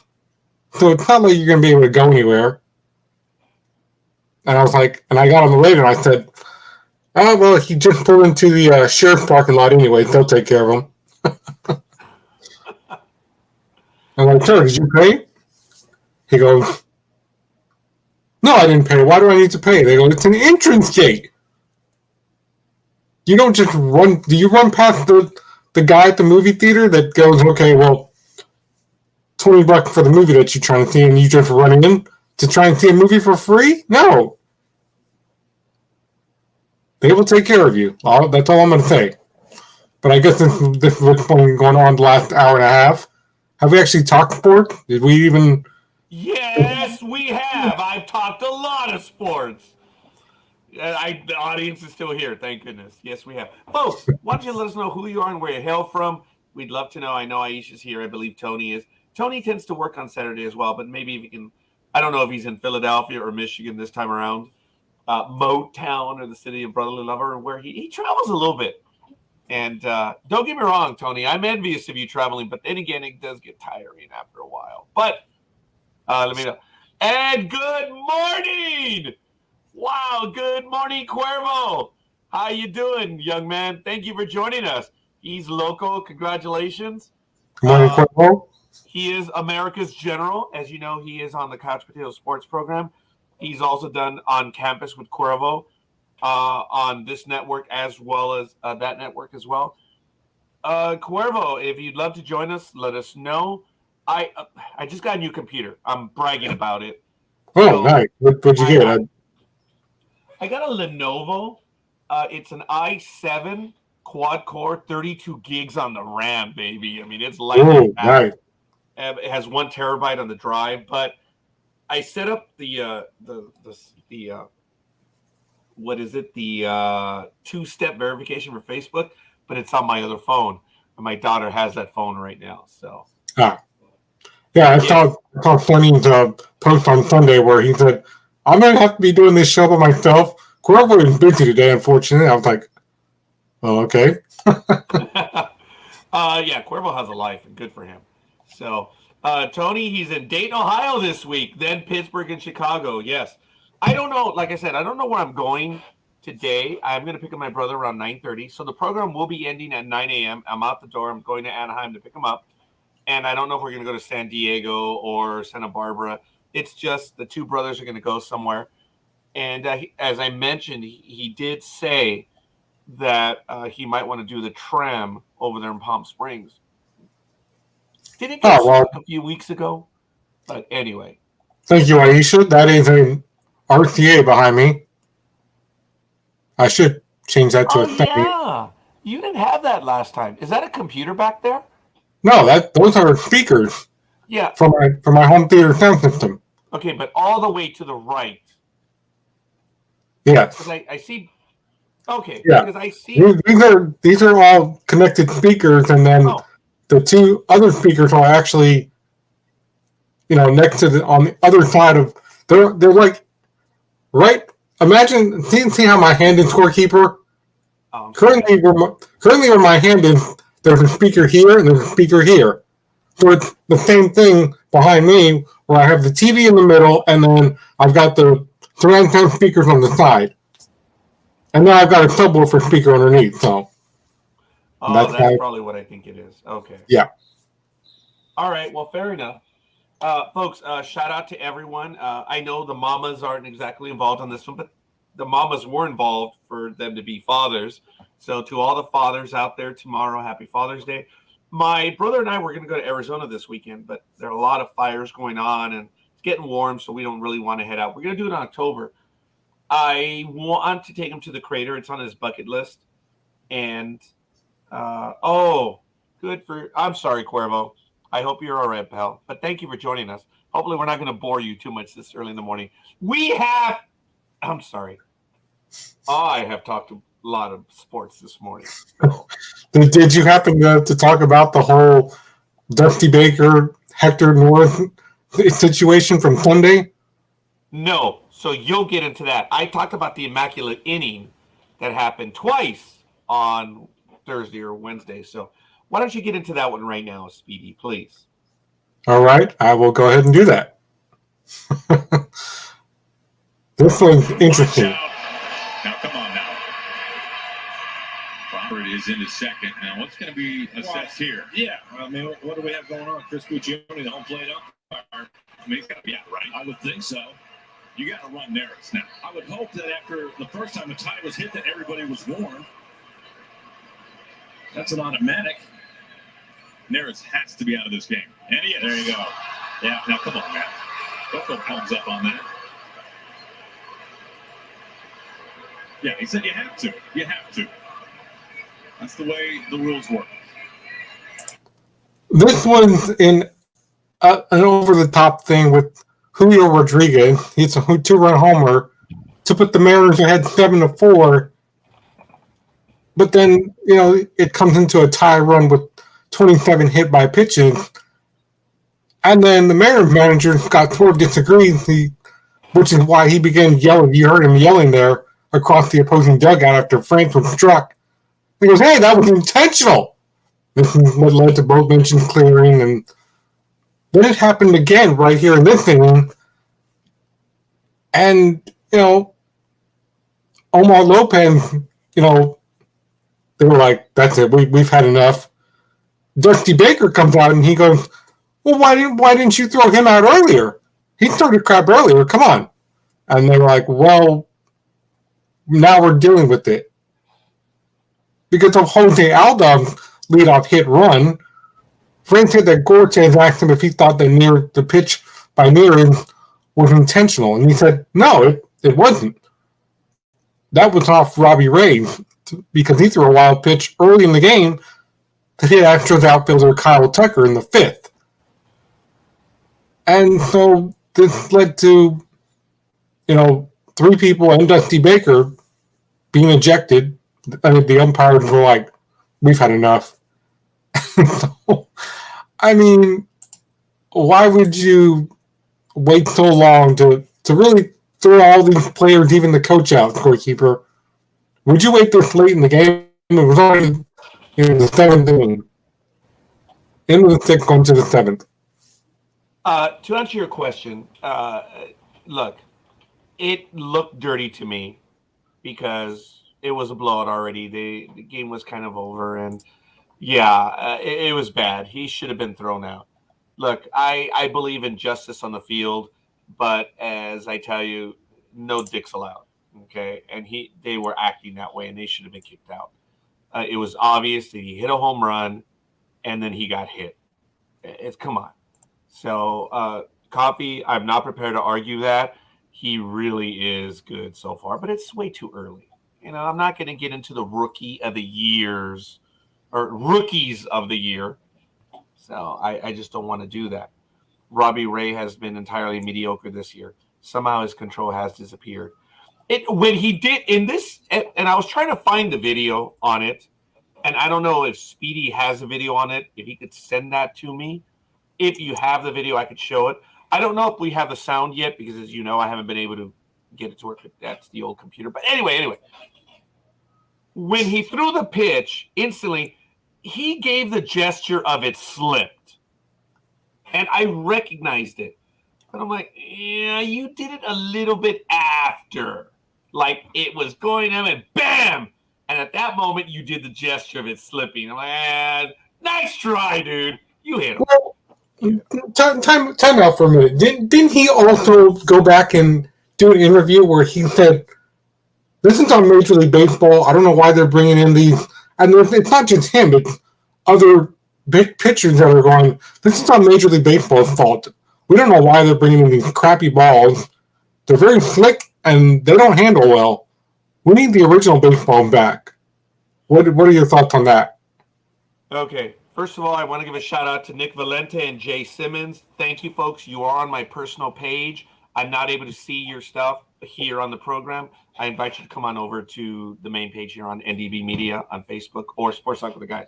But to answer your question on that, I know baseball is messing with the baseballs, and I don't understand why they're doing that. I mean, look, if they're messing with them for everyone, and they all know that and they agreed to it, that's fine. But I don't believe they did. I don't believe the Players Association agreed to this. I don't understand why baseball is screwing with the baseball itself. There's no need. Folks, it's easy to fix the problem in baseball. Limit the number of pitchers on the team. That's it. You don't have to, folks. It changes the entire game if you limit the number of pitchers. That's it. When you're carrying 18 pitchers on your roster, come on, man. Look, I haven't had a chance to play with the new baseball, so I can't tell you, Speedy. I've always examined them on my own. This is an official league baseball. It could be used in baseball, but this was years past. And it's the one that I have on my desk here and the one that you see me playing with from time to time. But that's the one that I have. It's a baseball. Yeah. So I don't understand the texture. I don't understand the weight. I don't know any of that stuff. Like I told you when that Dodger pitcher was talking about the material that he used on the spider tack and everything. Remember, rosin, and here I go on to the tangent, rosin does not have the substance that he claims. And I'm preparing to prove that to everyone. I'm going to film a video where I'm going to show you what rosin does. But Bauer he's ancient history. So, but I understand the spider tack issue, all that stuff. Folks, anything that you do to improve a pitcher's Scorekeeper, did you mute yourself? No. Can you hear me? I need a sound check, people, please, because I don't know if it's me or Speedy. So let me know, folks. So. What is going on? What happened to everybody? It might be you. Folks in the chat room, forgive me. I do need a sound check. Oh. Okay, I'm going to tell Speedy. Okay. Reset or Send me a set or login. Oh, gee. Yeah, so I just sent him a message. So thank you for that, folks. I might have to. Give me a minute. Yeah. All right. So thanks, folks. Appreciate that, guys. Thanks for the check. Look, it's bull what Bauer was talking about. Anyone who's done it knows what rosin does. Okay, Speedy's back. So whenever you use a substance, the original rules of baseball are if a pitcher can use a substance, you can alter the trajectory, the normal trajectory. Oh, lost him again. So I am against pitchers being able to do that stuff because you can do some crazy things with it. You can do it with perspiration. You can do it with good old-fashioned spit. You can do it with a lot of stuff. Have I done it in games? Disgustingly, yes. I know how to get away with it. It's not that difficult. I'm a pitcher by trade. Now, if I ever would have gotten to the major leagues with cameras and videos and stuff, it gets a lot more difficult. So I don't know. There we go. Back, Speedy. Yeah, time back. All right. Awesome. So, whenever look, you can use pine tar as a batter, okay, but you can't exceed the width of home plate. George Brett, God bless you. You were out, cheater. But anyway, talking about Goose Gossage back on June 14th. Was that the pine tar game or is it June 24th? Wow, let's see if my memory is good. You look up the pine tar game and it will tell you.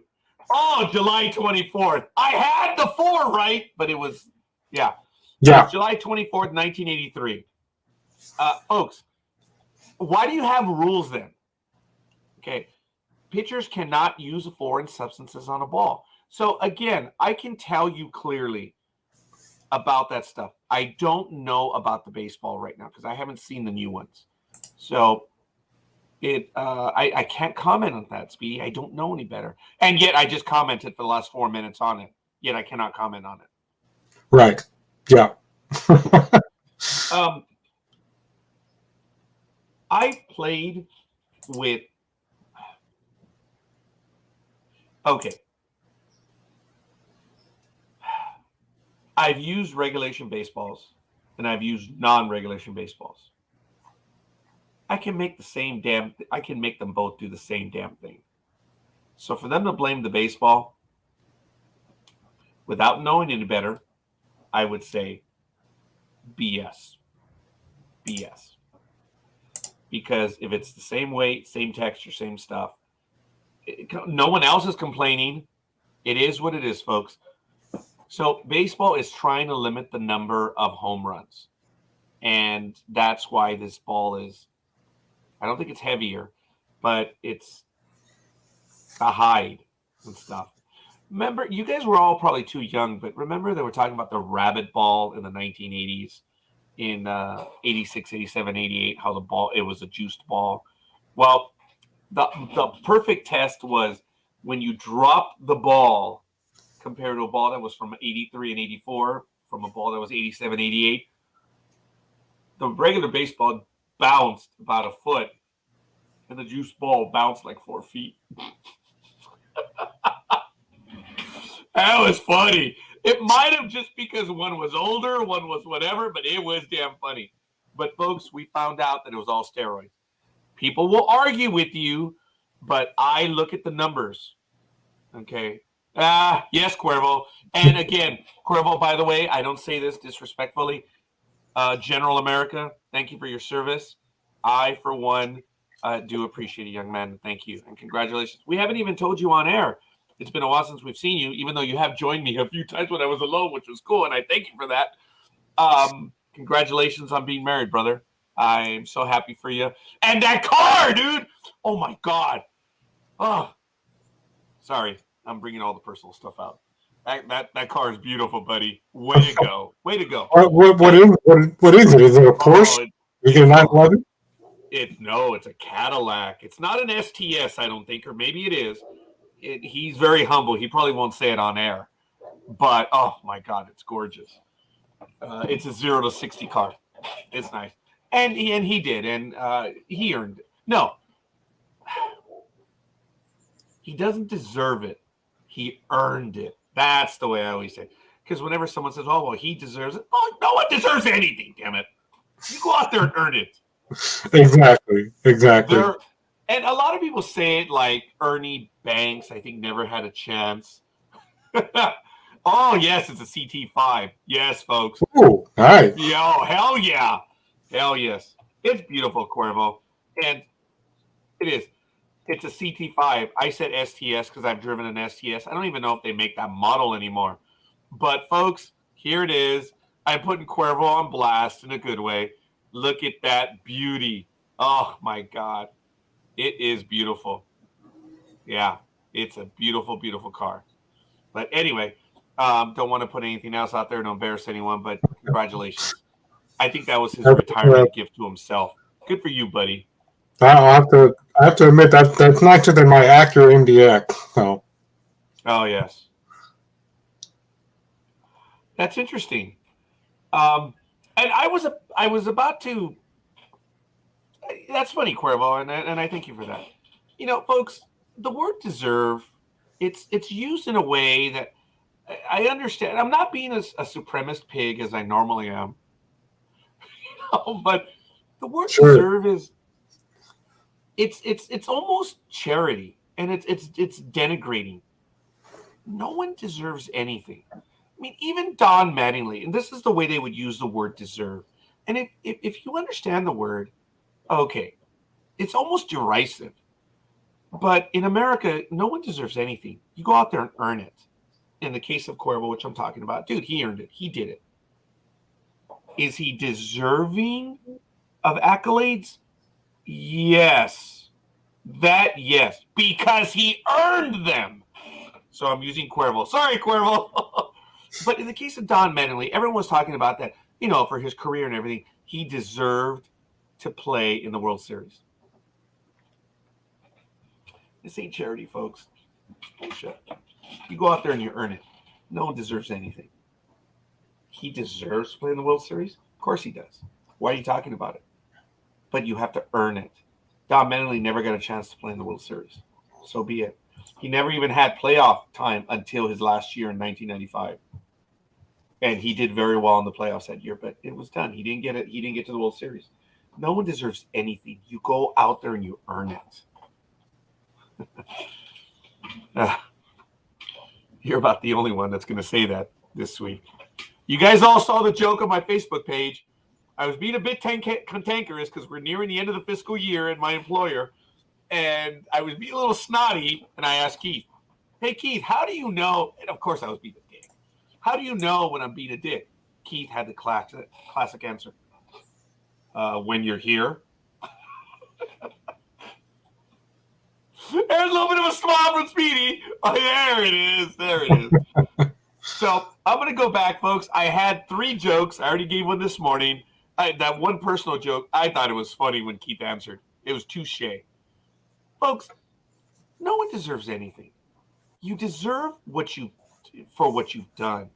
But when you say it that way, it's actually demeaning and condescending. So you go out there and you earn it. And that's what we should be talking about. No one deserves anything. If they say deserve, they're done. Their career's over, whatever. They deserve the praise, acknowledgement, honor, accolade, all that stuff. I don't know if I've told this to Cuervo before, but I mentioned this at the beginning of the program. I wear this hat because the ship that's in San Pedro. There was a training program which I've had a lot of difficulty with. My memory is faltering. I have to be able to know a lot of stuff to be a tour guide on the ship. But it doesn't matter whether I get to be a tour guide there or not. I still support it. I support the military. I don't support the military. No, I don't. I support the individuals that form the military and defend us.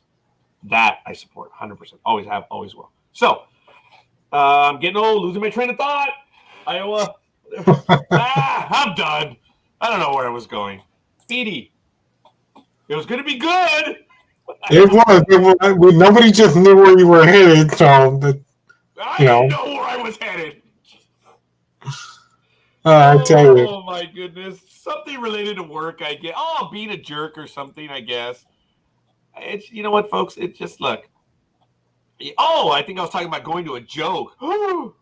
Yeah, you were. Yeah. Okay, I think I have it. Here's the next joke that I want to deliver. See if you guys like this one. I already did one. Okay. Roger tells Speedy, congratulations. I'm promoting you to manage our Montreal office. Speedy, disappointed, says, but, sir, it's the only time he's ever going to call me sir, there's nothing up there but bar girls and hockey players. I'll have you know that my mother is from Montreal. No kidding. What hockey team did she play on?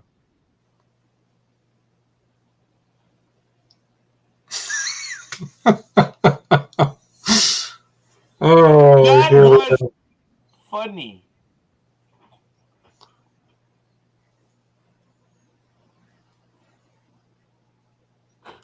Aisha, I know your dignity has to be kept intact. Aisha, thank you. I want to say that I did receive your message. I hope your mother is doing well. and I hope everything is good for you over there. And I hope you stay safe. I hope she stays safe. Thank you for giving me an update when you did. I didn't respond to it, Aisha, and I apologize. It was work-related stupid stuff, and I hope you guys stay. I hope you stay safe as well. Thank you for spending 2 hours with us as you normally do on Saturdays. What time is it over there, Aisha? I think it's is it 5 or 6 p.m. now in the United Kingdom? Hopefully she's still here. I think she is. She might let us know real quick. But she's across the pond right now. But here's another one. Little Sonia was shouting her prayers. Please, God, send me a new doll for my birthday. Her mother, overhearing this, says, don't shout, dear. God isn't deaf. She kind of rolls her eyes and she says, no, but Granddad is, and he's in the next room. That was funny. Yeah, that was kind of funny. The other one was funnier. Okay, well, you have a joke, homie Claus. So it's all right. We'll see. I'm not going to put him overly on the spot right now, but we'll see. But we did talk about several things. I'm sorry I wasn't able to find the video. I was looking for, the future Rookie of the Year. Ugh.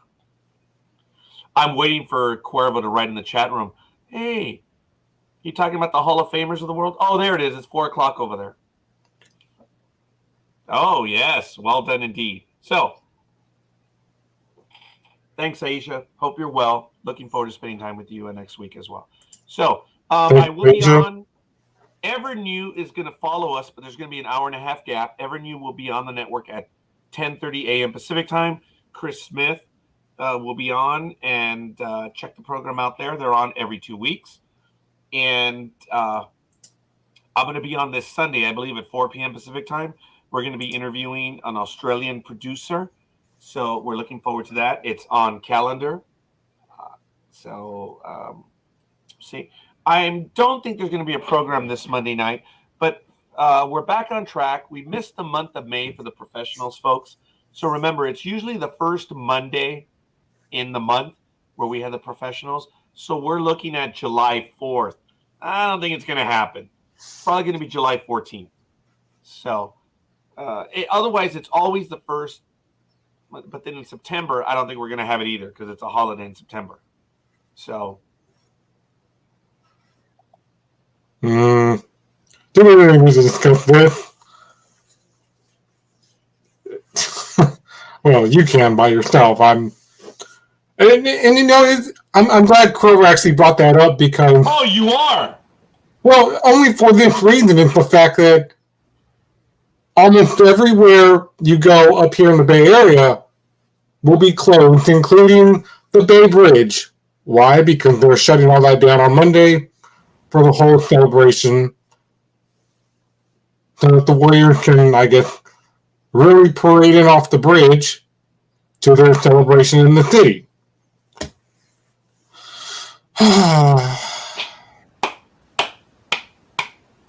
I'm glad they're going to be able to celebrate their thing. And almost everybody I know is going or has requested Monday off. Okay, folks, I kind of set that up by saying, where's Cuervo's line? And he still did it. He did it very well, and it got under my skin again. Fortunately, this question has already been answered, Cuervo, and I'm willing to acquiesce. I asked Big Dawg, and we did this live, and I said, look, based on his numbers, is Cuervo a Hall of Famer right now as we speak? And Big Dawg knows how I feel. I think Big Dawg is the same way. They just love getting under my skin. He said yes. Oh, no, we didn't have this conversation on there. I think it was on the phone. And he said yes. I said, really? Unequivocally. I said, oh, yeah. Even if he's mediocre from here on out. I said, yeah, you can't say that. Again, that's what I mean. You just can't say that. But when Big Dawg did say about that I'm going to acquiesce. I'm not going to say I agree with Big Dawg, but I will paraphrase the Big Dawg and say yes to that.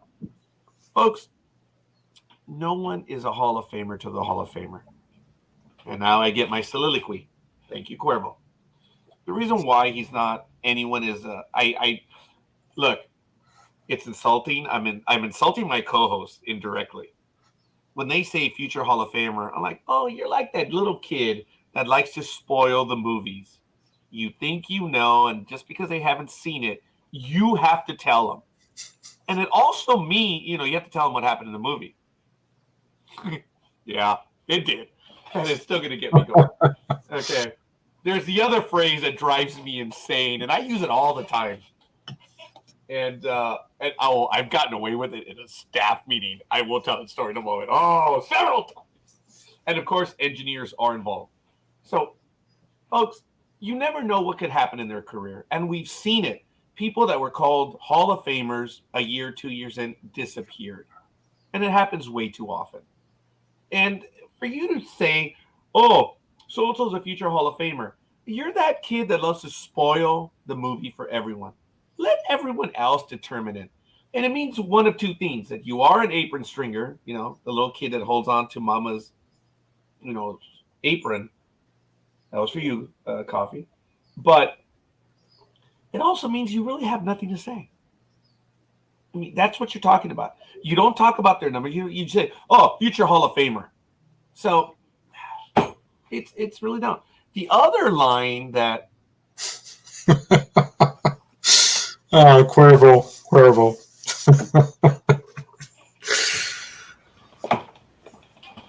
my shoelace got caught in my chair. Oh, I'm that angry that it got caught in my chair. Okay, I don't know how much you saw on video right now, but that was real. Oh, God. Oh. In that moment, Cuervo caused an accident on the air with Scorekeeper.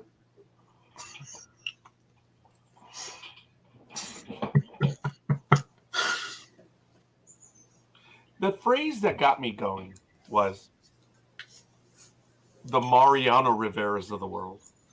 I snapped. I snapped big time. And I don't know who it was. And when they said the Mariano Riveras of the world, who are these people?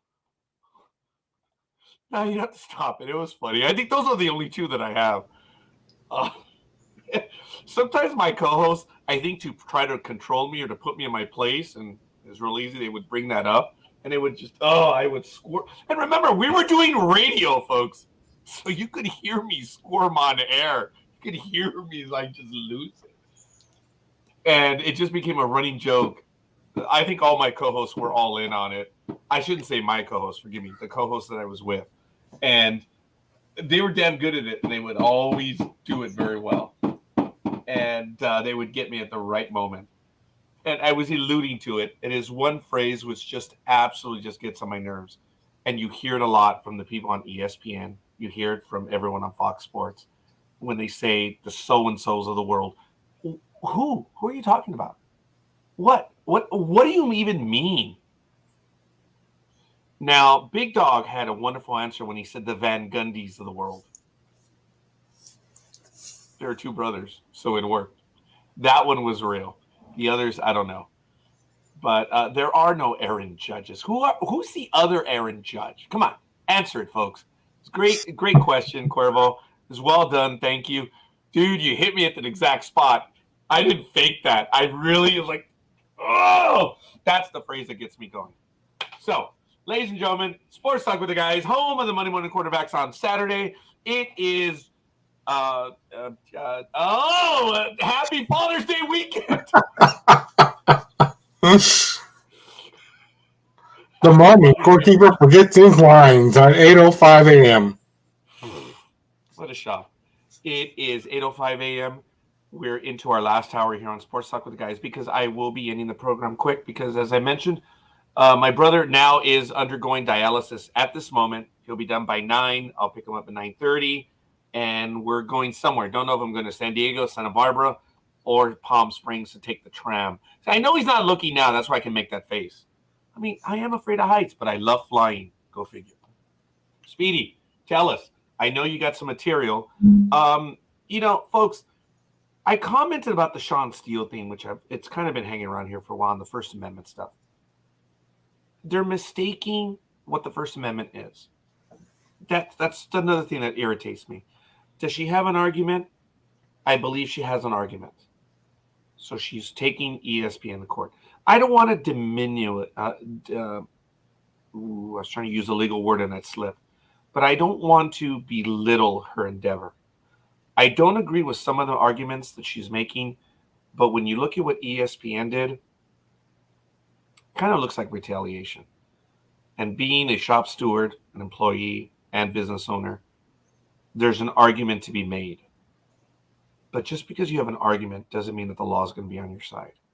And it may come down to a jury on whether it was right or wrong. Ms. Steele, I'm against some of your arguments, but I understand that there's a case to be made, and I hope you see it through. So, folks, I'm dismissive of a lot of the stuff that's in there, on both sides, but she has a case.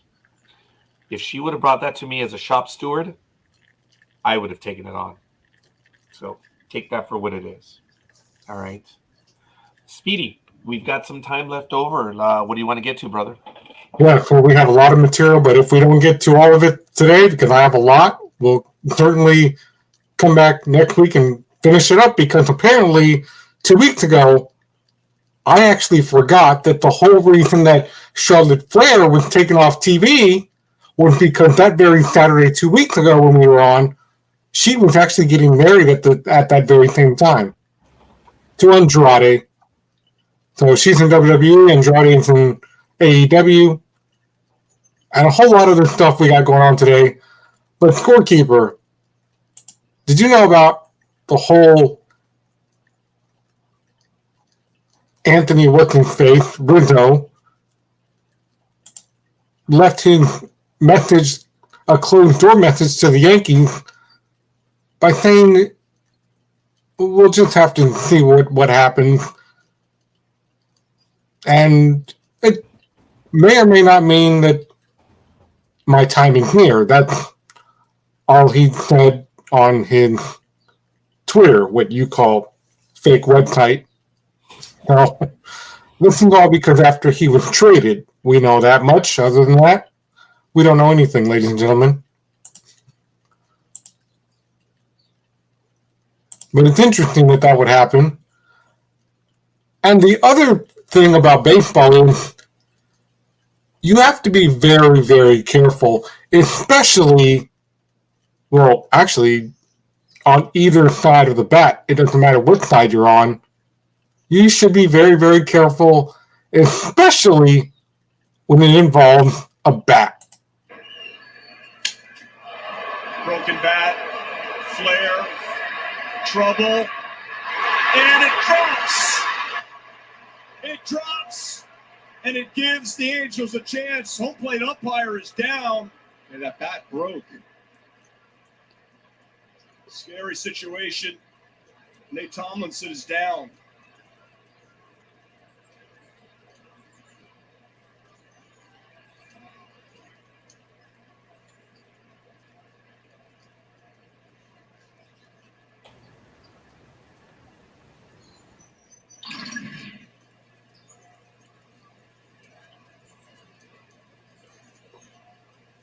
And they showed it in slow motion. Oh, goodness. Well, you can see Trout's reaction too, right back off the mask.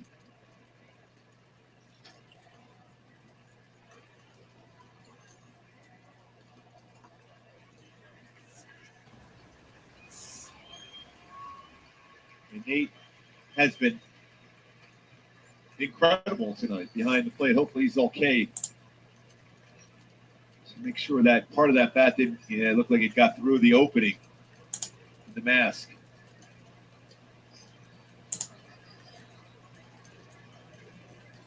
So scary. Broken bats.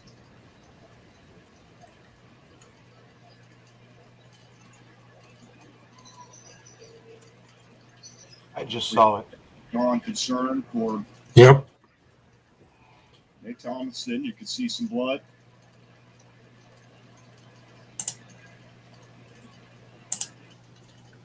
I just saw it twice off the bat of Trout. I missed that, and that was my fault. Nothing got in his eye, right? No, nothing got in his eye. It was just, There were shards all over the place. yeah, there was shards all over the place. And then they had to get the second base umpire to quickly change into his uniform. Oh, yeah.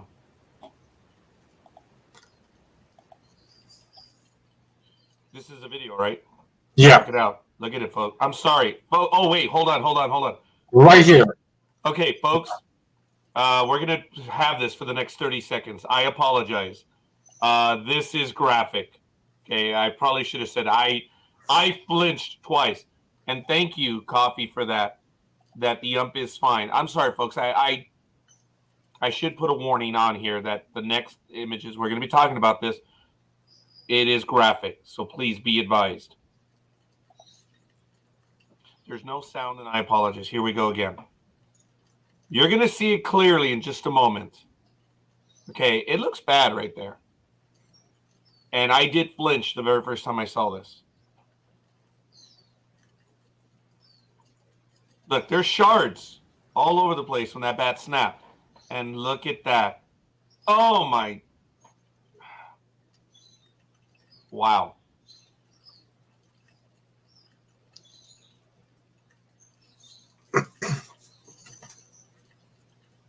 Wow. Folks, no one likes the umps. There's one purpose, get the call. And even if they get the call right, they're going to be hated for that. No one wants to see, no one deserves that. That sucks, man. That sucks because the masks are you don't get hit by a ball. But who thinks that the bats are – this is the first time that we see something like this in the most recent time. I think he's fine now, right?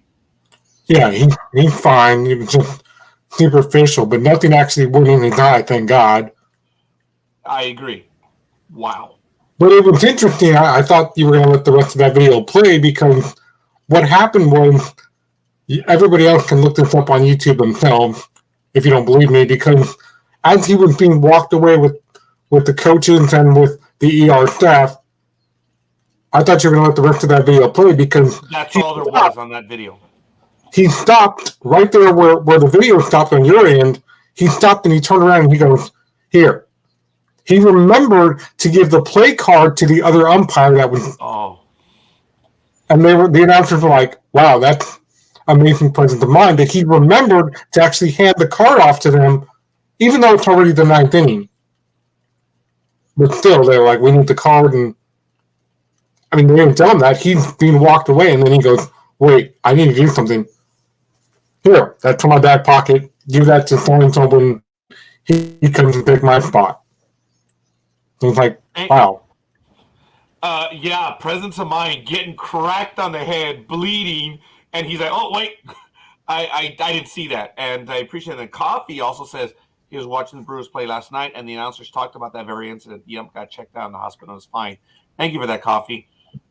Yeah, folks, look, again, the umpires are there to arbitrate, and that's it. No one wants to see them hurt. I don't like them seeing get hit. Did I hit an umpire? No. I never had an okay, well, I can't say that. But for the most part, I didn't have an adversarial relationship. Look, everyone talks crap to the umpires. It was easy for me not to talk crap to the umpires. I always greeted them. I told you the story, how we got a whole inning on a hot summer day off an ump. Single ump. Game was tied. 15-all. I told you that game. That's when I slid in a hole. Remember that game? And I got an extra inning out of that. It was the last game of the season. Worthless game. We were out of the playoffs. Both teams. It didn't matter. And the ump even said, because of you, Rowdy, that was I had a uniform that said Rowdy on it. And he was, for you, Rowdy, let's go another inning. He didn't have to. He already got paid. And it was the most boring inning. It was 3 up, 3 down. It wasn't an immaculate inning, but we got another inning out of the ump. And it was tied. It was the only time that I was happy with the tie. Because we were down 9-1 and then 15-13, and we tied that game. A tie is kissing your sister, ugh, as they say in hockey. It is what it is. But yes, Coffee. I agree. I remember that He was a cool because when I stole home, I stole home on a timeout. The should not have said what he did when I slid in. Because when I slid in, he called me safe.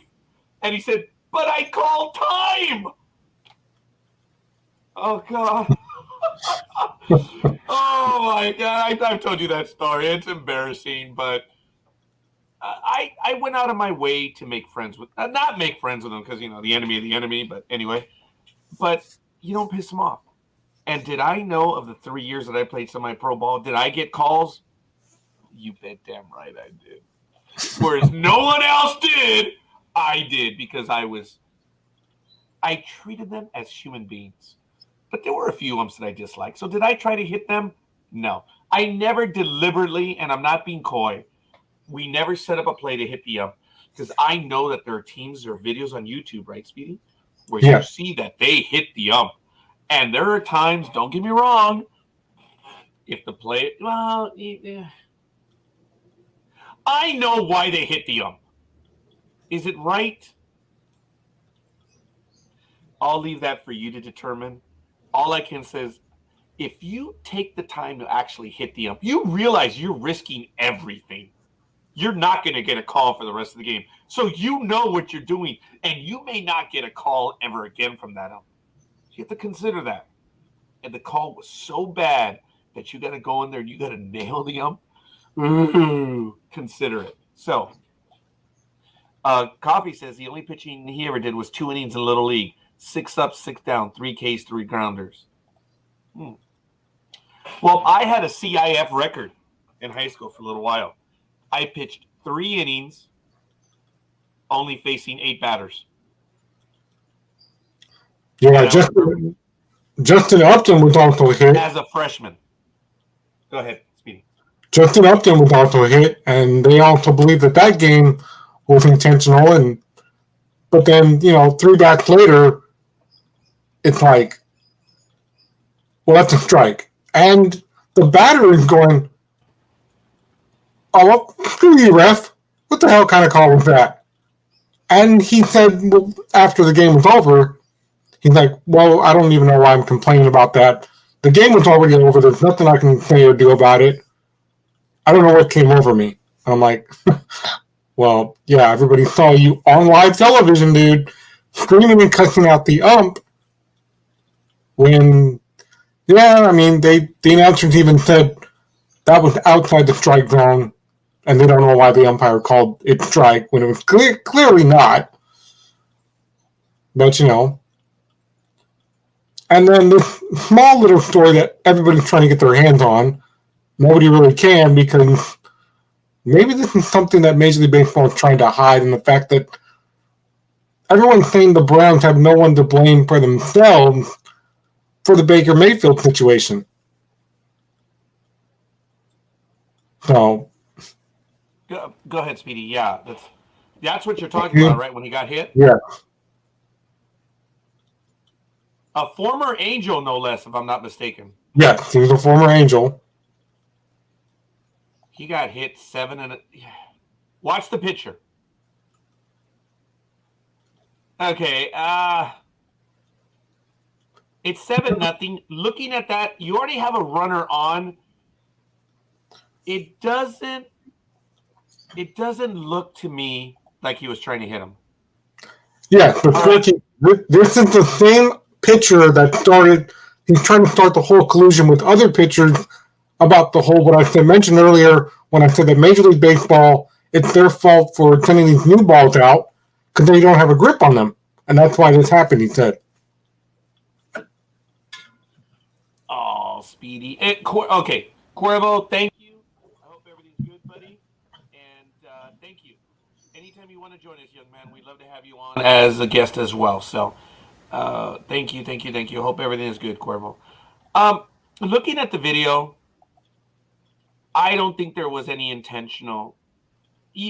Folks, you can, I guess just because I've been a pitcher, I know when they try to hit him. It doesn't look like he was. Oh, no one was on till he got hit. There, he should be on first. Okay.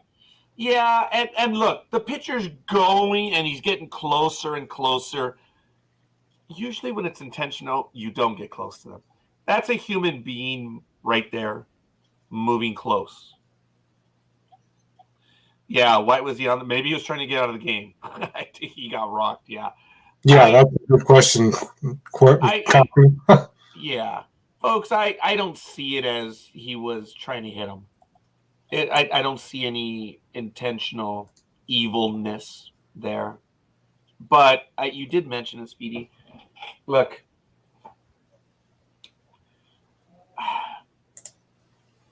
Okay.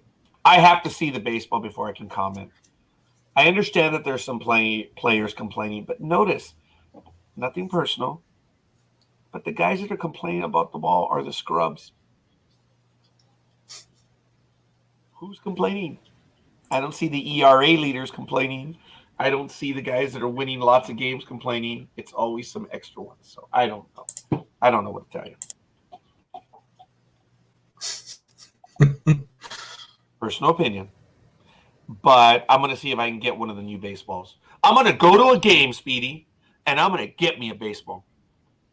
Actually, I don't know if you know this, but at Anaheim Stadium, they have baseballs that are used during the game that you can buy for anywhere from $20 to $25. Game used balls.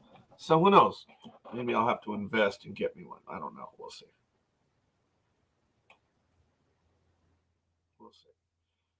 Speedy, did I lose you? Yeah, Speedy froze. I'm going to remove him there for a moment, see if he comes back. Speedy? Yeah, we're having an issue with this internet. So we'll see. Oh, there he is. Is he back? Speedy? Yeah. Scorekeeper, can you hear me? No. I hear you. Yes. Can you hear me? No. Okay, he's having issues. So okay, yeah, there we go. Yeah, we can continue. I don't know what that was. Technical glitch. It might just be internet connectivity right now. But go ahead, Speedy, continue. I don't have enough to comment on it. I know players are complaining, but who are the players that are complaining? Remember, I don't know about you, Speedy, but I've been in my job for so long that I have seen systems change. And every time there's going to be a major change to a certain program or something we use, the entire world just bitches about it until you get used to it. Is that what they're doing? Just that they're biatching about it? I don't know. But again, consider the source. I don't see anyone who's doing very well complaining. We'll continue. Go ahead, Steve. Yeah, we will continue, especially continuing with the fact of, again, this always happens to be an LA thing down there, you Scorekeeper, because let's just say a Dodgers fan had too much fun at a ball game, at least for security, that is, during last Saturday's Mets Dodgers game. They had to escort a woman from her front seat. Well, then again, never mind this. We already talked about this. This was last week. It was. And the reason why she was escorted out was because she was very forthcoming. Remember, there was a nip slip and stuff like that. No. And people are angry because, men remove their shirts all the time. Why can't women? Well, because number one, it's not Central Park. Because you can do that. Did you guys know that? And women? I know it. In Central Park, women can go without their tops. And sadly, women do not use that as often as they should. Right. When I go to Central Park, I'm going to be looking. I think it's great. I think in Colorado, they might be allowing something like that too. And I'm like, hey, I'm for it. Well, that's not the story I meant to get to. Of course not. Because we went through that last week. I forgot to delete that off my computer. Now I'm on the right story. as we get into a little hockey now, because you can't do this and not expect anything to happen. We've talked about this many, many times before. But this one, it was like, why? Why did you have to do this? New York Rangers were on an 8-game winning streak at Madison Square Garden last Thursday night. But when they fell to elimination of a 3-1 loss to Tampa Bay, the final buzzer came out. A scrum ensued on the ice with both captain Steven Stramos and young Rangers forward Alex LaForin, I think that's how you say it. After this fight, Ranger fans excited MSG in frustration after the loss, and one of them, like I said, took things a little too far, and a Lightning fan celebrated his team's victory behind him, but then was viciously attacked. It was just... You don't know what's up!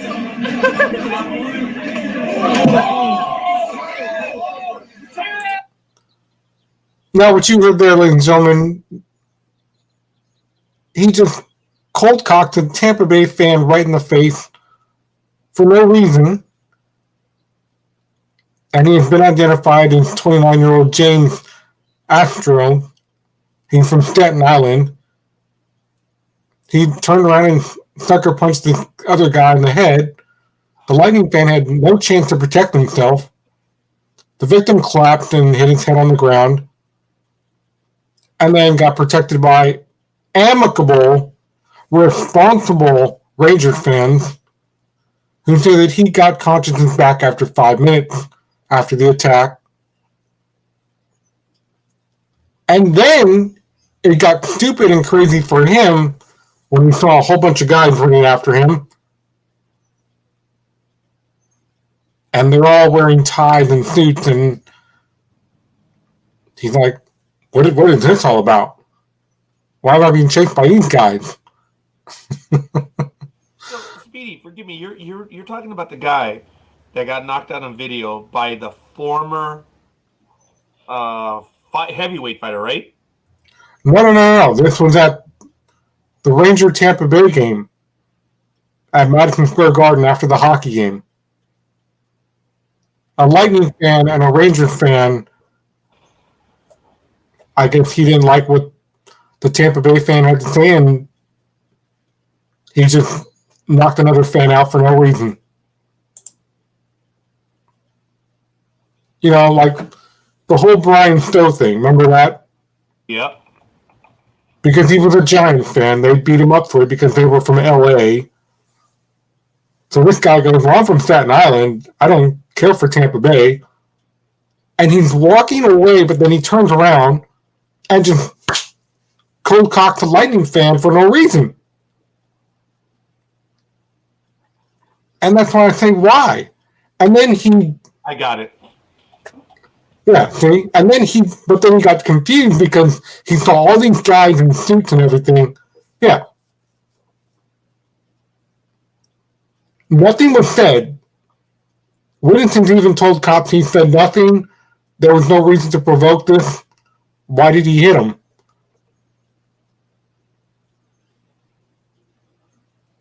And this thing is going on, and here come all the Ranger fans, and it just got out of control. And look at him, he's trying to walk away, and he's acting like nothing happened until right here. The first guy, you can barely see him, but he's in a white suit and tie, and here come more of them.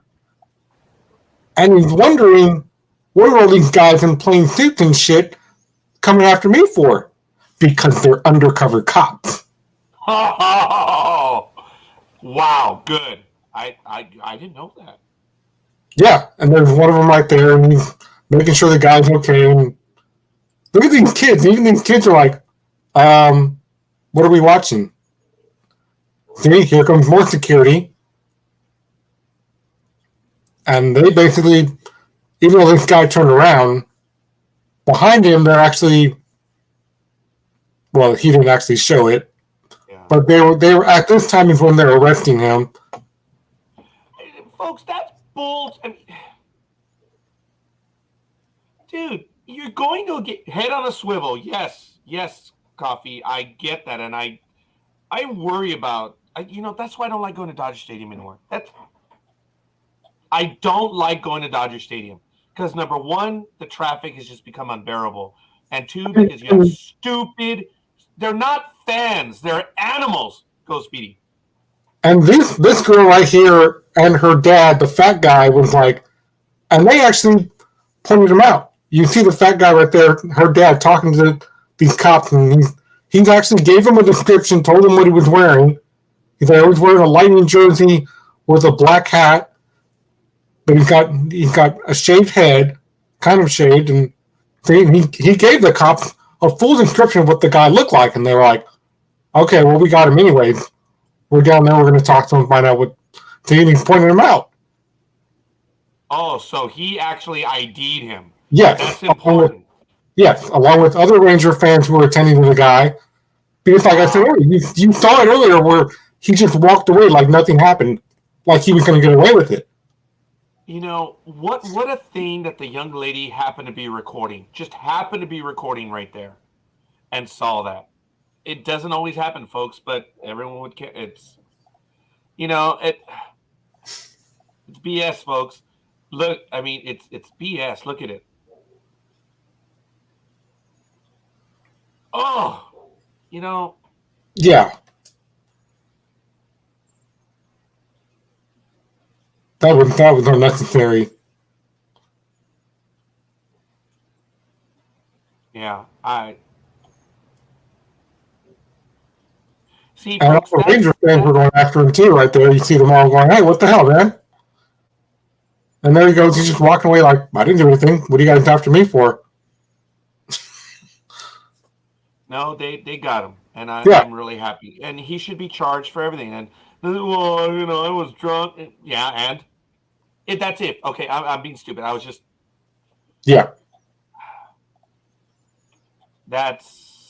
I had not seen that, Speedy. On this, it says in the article that I found, and I may be taking some of the steam from Speedy, a New York Ranger fan sucker punched a Tampa Bay Lightning fan on Thursday night at Madison Square Garden. The Rangers lost Game 5 to the Lightning at MSG to fall behind 3-2 in the playoff series at the time.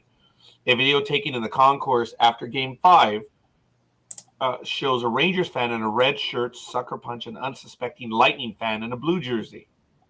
The punch knocked out the Lightning fan and left him lying motionless on the ground. The video was captured by fans as they were leaving the stadium after the game. The Lightning fan appears to trash talk the Rangers fan, which prompts him to turn around and clock the Tampa Bay fan in the face. The video was shot by Rangers fan Scott Kaplan and it was leaving the stadium. Okay. I think that's the one I did show. Yeah, it's... God. They're animals, man.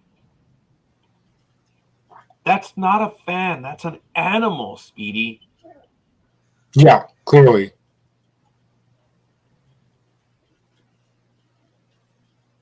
And like I said last week, and then people wonder, well, how come I got banned from all the future games and I can't go back to the stadium anymore? Because you were acting stupid. Yeah. Yeah, they were acting stupid. There's no other word for it. Yeah. All right. Well, anyway, I believe not only should they be banned, they should be charged. And that's just the way it should be. I'm sorry. It's stupid. Whenever that's going on at a stadium, I prefer to exit. I prefer not to be there. But I don't engage fans. If they make fun of the team, just shut up. Shut up, man. I've had kids younger than me talk crap to me. Like, hey, you know what? You're practicing to be a bully. Knock yourself out. You think by taking on this 5'11" guy, no problem. Whatever. I'll probably just smile or whatever, but it's not worth it. I've had people that have been bigger than me. And they're drunk. Yeah. It's like, hey, yeah, you're better than us. Big deal. You walk away. It's just not worth it. See, I'm always with other people. So I'm not saying if I were alone, it'd be different. It's just I'm always with someone else, and I'm always worried about something happen. And it's just prefer not to engage. Now, the video I thought about was a former heavyweight boxer that fought against Mike Tyson, cold cocked someone who was being stupid. Did you see that one? Well, he didn't cold cock. The guy deserved it. Okay. Cuervo's not here. He earned it. So. Okay. No, I have not seen anything like that. The cost for that ticket. Yeah. Who goes to that game and takes a swing at someone? It's just crazy. It is. Ex-boxer or BoxPoc founder responds after ex-British heavyweight champion on Security's film knocking man out cold. He knocked him out cold because he was being a dick to everyone there. It's the way it is, folks. I'm sorry. I'm not trying to justify it or anything, but the guy was out of control. He was being dumb. So, but okay. I think you guys have seen that video. I'm not going to go into that one any further. All right, Speedy. Yeah, the man should be charged, and he should spend time, and he should have to pay for all of the injuries for the man. Well, both of them, because I understand there were 2 knockdowns, right? One's on video, one's not. Yeah. Both of them should be charged. And it's a game. It's a sporting event, man. And I guess I've seen fights break out in front. I actually did. I was at Anaheim Stadium, and I had my buddy Raymond, who was maybe no insult intended, Speedy, but he was about your height. And he wasn't a pussy, man. He didn't care. He could take on anyone. And a fight broke out in the family section right in front of us. And they were floundering around and they hit him. And I'm like, oh, damn it. I'm going to have to no, Raymond just took it. He was there. He wasn't involved. And he tried to break it up. And I just thought, oh, God, this is going to be on video. No! But thank goodness nothing happened. But I knew Raymond would have kicked their ass. I've gone with a lot of other people that, no, I just don't want to get into a fight. It's not worth it. It's a game, damn it. It's a game. Yeah, everyone has seen some of my videos when I go on the Giants games, and I'm like focusing on the game, but then I hear commotion over here, and I'm going, whoa, look what I just got on camera. When I went to the 2008-2009 Giants game, when I think they were playing the Phillies. Yeah, they were playing the Phillies. A guy accidentally, dropped a little bit of popcorn on one guy, and then the guy gets up and he goes like this. Urgh! And they start going back and forth on each other over spilled popcorn. I mean, the guy did get free momentarily. He's like, hey, it was an accident, man. Just calm down. The guy was like, no, I don't care. And I got that whole thing on video, and then you see all the security guards rush in, and they're like, let's go, you're out. I'm like, well, that was somewhat anticlimactic. It didn't last long, but it was still anticlimactic over popcorn. I mean, if Scorekeeper spills a little bit of popcorn on me, I'm not going to be like, oh, why'd you do that? And pull on his shirt and drag him down. No, I'm going to do the opposite and be like, thank you. Doesn't this have butter on it? I didn't expect you to say that because, number one, I don't get popcorn at a game, but I love that, Speedy. That's so funny. Had I spilled popcorn on you, brother, I would have been like, I'm sorry, let me get you a drink or let me get you a hot dog or whatever, depending on where we are. I envisioned us being at the event, the APW. I was thinking of, had that happened, like you were sitting next to me, I'm like, oh, sorry, dude. Let me, sorry, let me, it's damn popcorn, man. See, but look, I've been at games up in front of the seats, and you have the people that are in the back. They're unhappy because they got the seats back there. So you know what they're doing is they're getting the ice, and they're tossing the ice. Oh, that irks them.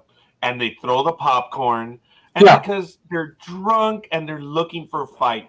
And folks, everyone who does that, everyone who gets into a fight in a game, number one, we know they have small wankers because that's why they're getting in a fight. They're unhappy with themselves because when they try to make themselves happy, they can't because of the size of the wanker. So what do? They want to go ahead and they want to try to pick a fight with someone else. And it's only because of the size of their wanker. And you always know anyone who picks a fight, they're unhappy because, number one, they ain't getting any. And two, they can't even get any because of the size of the wanker. We know that. We who are not that way know that. So, I know. I'm a little too I mean, they can at least try and be, responsible and respectful. But then, things go too far, like I said earlier. And he doesn't hit them until, 6 hours later, and then they're like, why am I in jail? And then the officers would have to explain to them what's going on.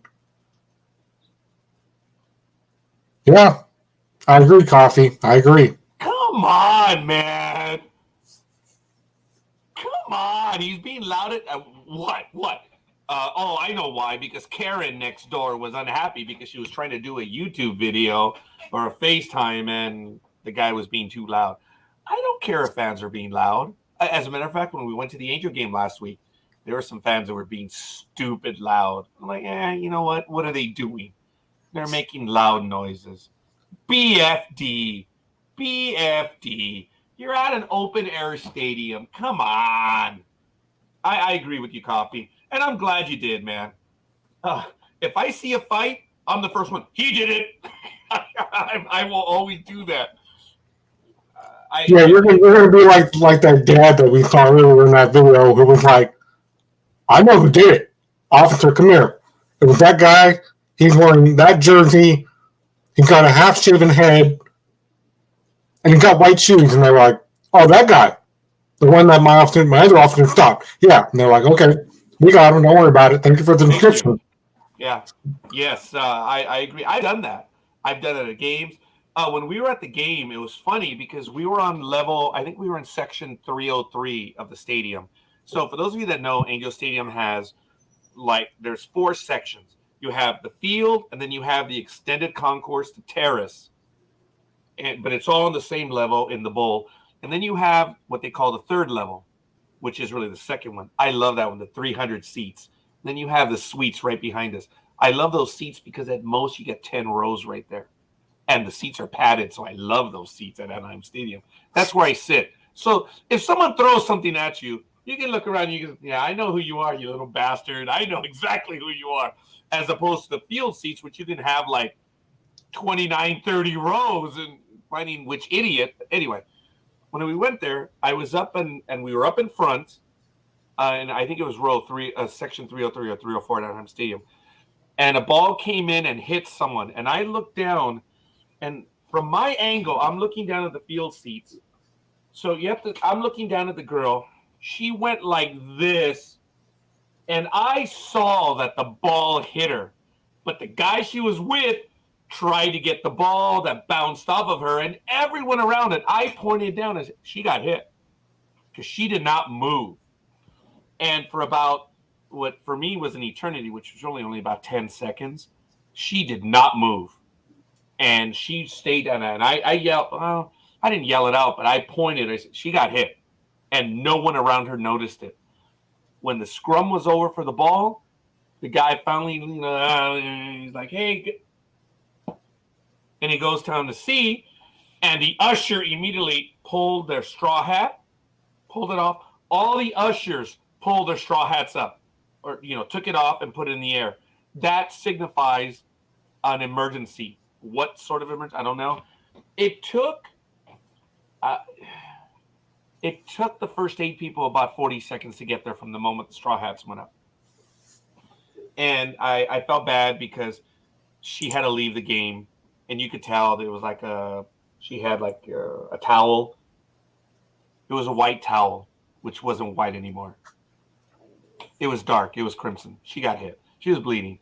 And I'm assuming the husband or the boy, that wasn't the boyfriend. That was the husband. Anyway, they had to leave and they didn't return. Felt bad, man, because it was like in the first inning. Oh, terrible. I hope she was okay. She was able to walk off under her own power, but it was crazy. No one saw. I did.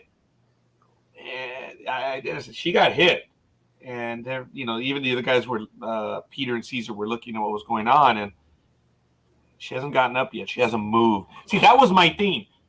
I could only see her from the back, but she didn't move. I'm like, yeah, she got hit. But no one was paying attention. But, yeah, I hope she's okay. It sucked. And the Angels won. Well, that's good. But going back to your point about people screaming their heads off at games and stuff, you know what I say about that? Because I've screamed my head off too at games and other events. But if you do it too much, you're going to, and no disrespect to Scorekeeper, you're going to end up like Scorekeeper from, like, what? Maybe a month ago or something like that when you couldn't really talk on. No, just a few weeks ago. Last week. Yeah. It's called losing your voice, ladies and gentlemen, and then you won't be able to talk. And then you'll wonder why. Oh! I was doing all that screaming and stuff last night. Yeah, so you can't really blame anybody. Okay, for me, when I cheer, I cheer.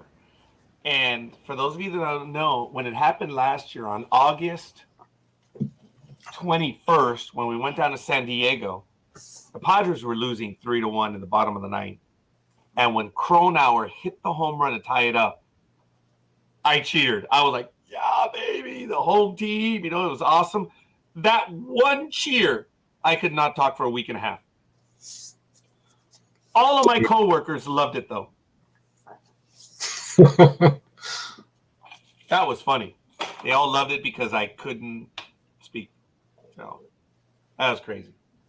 Coffee said that's too bad. The Angels don't win much anymore. No, but I was there. I was there for the breaking of the 14-game losing streak, and then they were like 2-2, and they're not doing very well after that. So,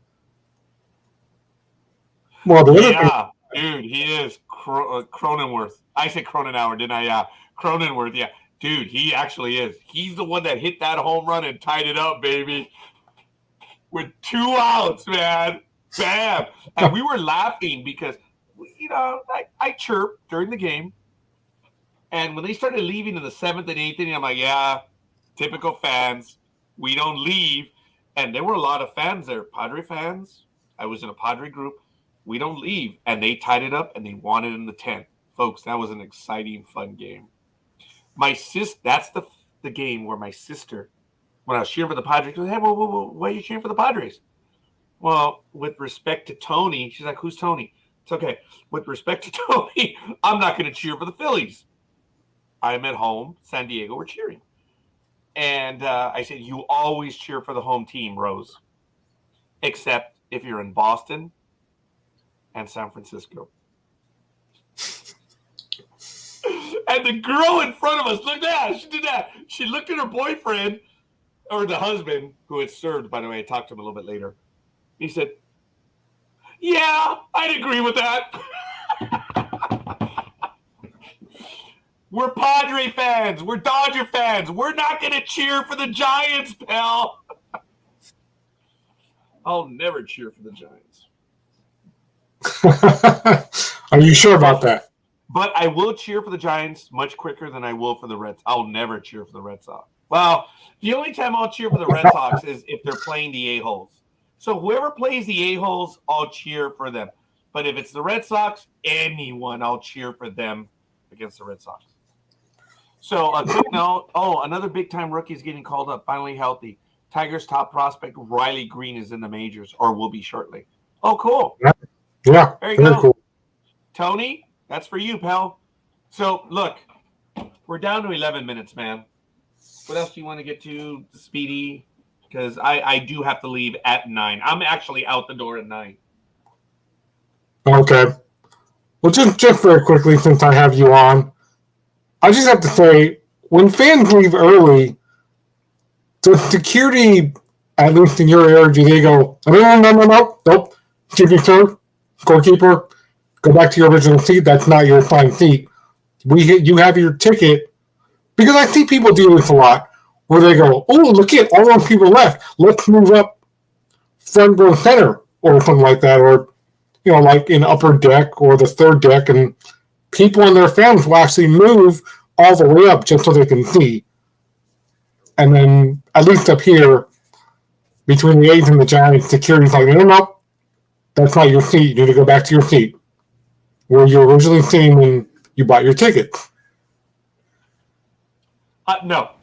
The only time they'll do that is to a suite seat, because you have to have like a car to get into the suite, or the dugout seats, which are at any Angel Stadium, and the real MVP. You have to have like a pass to get in there. Otherwise, no, they don't care. 7th, 8th inning on, they don't care unless you're being a jerk. Otherwise, nah. Over in Anaheim, they don't do it. I don't think they do it at Dodger Stadium either.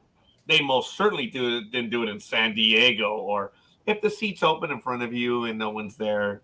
Yeah, people move down. Called seat surfing. You start up on the 5th deck, and by the 9th inning, you're behind home plate. Oh, yeah. Mm-hmm. Yeah. Well, and then the other thing that people are talking about right now in culture and sports, have they gone too far by going alternatively? I mean, I know that home teams have different jerseys than they do when they're away. Oh. But some are now calling that this is ridiculous. Others are saying, why can't they just keep the traditional uniforms that we're used to seeing? Why do we have to go through all these changes in sports? Yeah. Money, baby. Coffee's talked about that, those uniforms. Folks, they've always done that.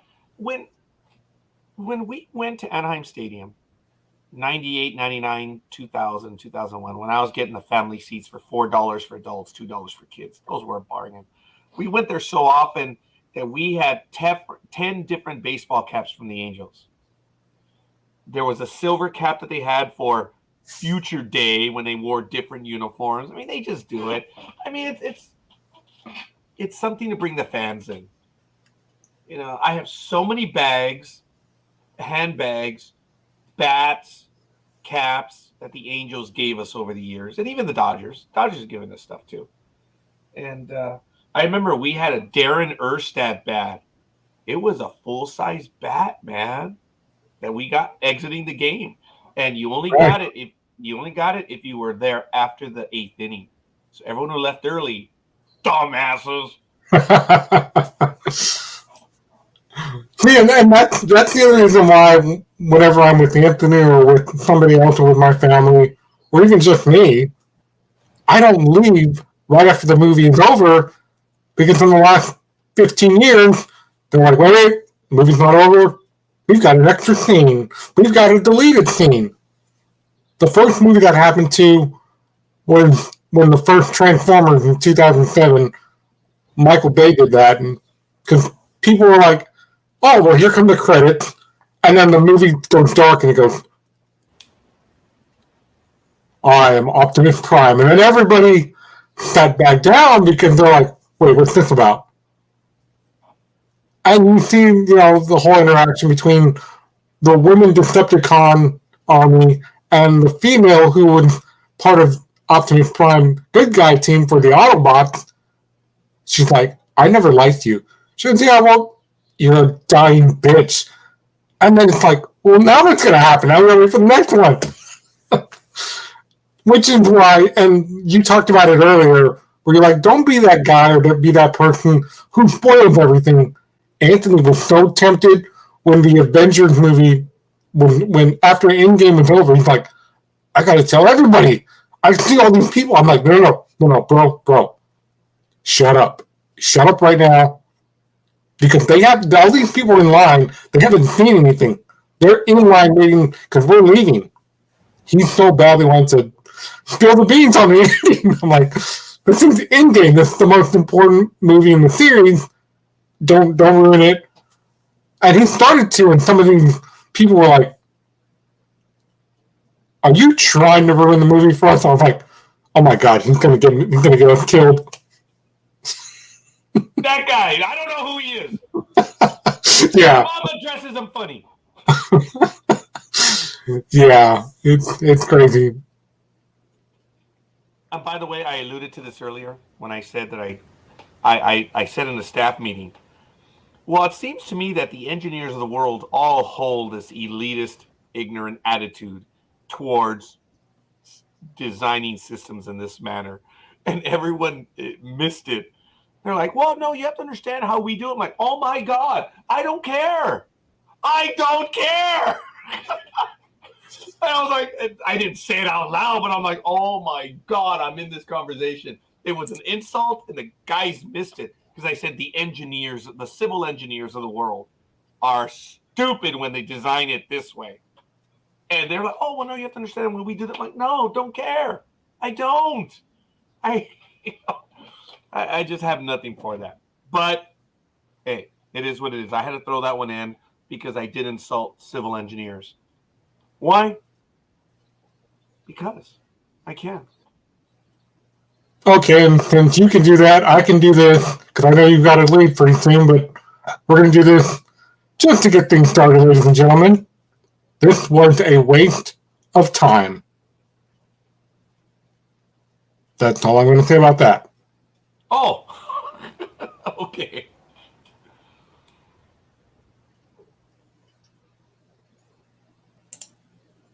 If the video hurries up and plays. Yeah, I know.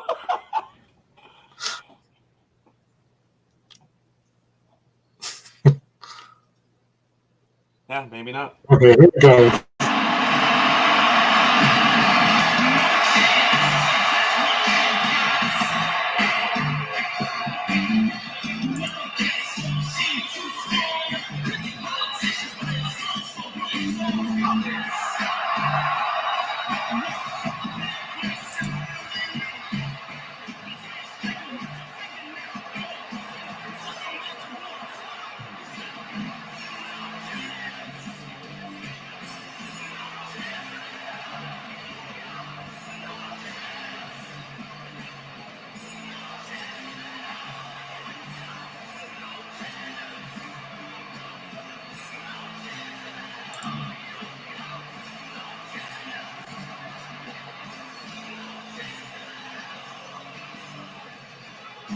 Ladies and gentlemen, please welcome Mr. McMahon!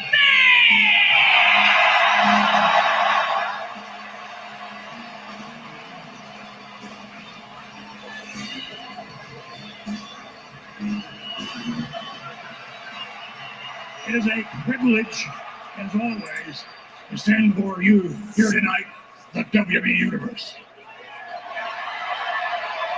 Especially a privilege to stand here in this ring in Minnesota. I'm here simply to remind you of the 4 words we just saw and what we call the WWE signature. Those 4 words are then, now, forever, and the most important word is together.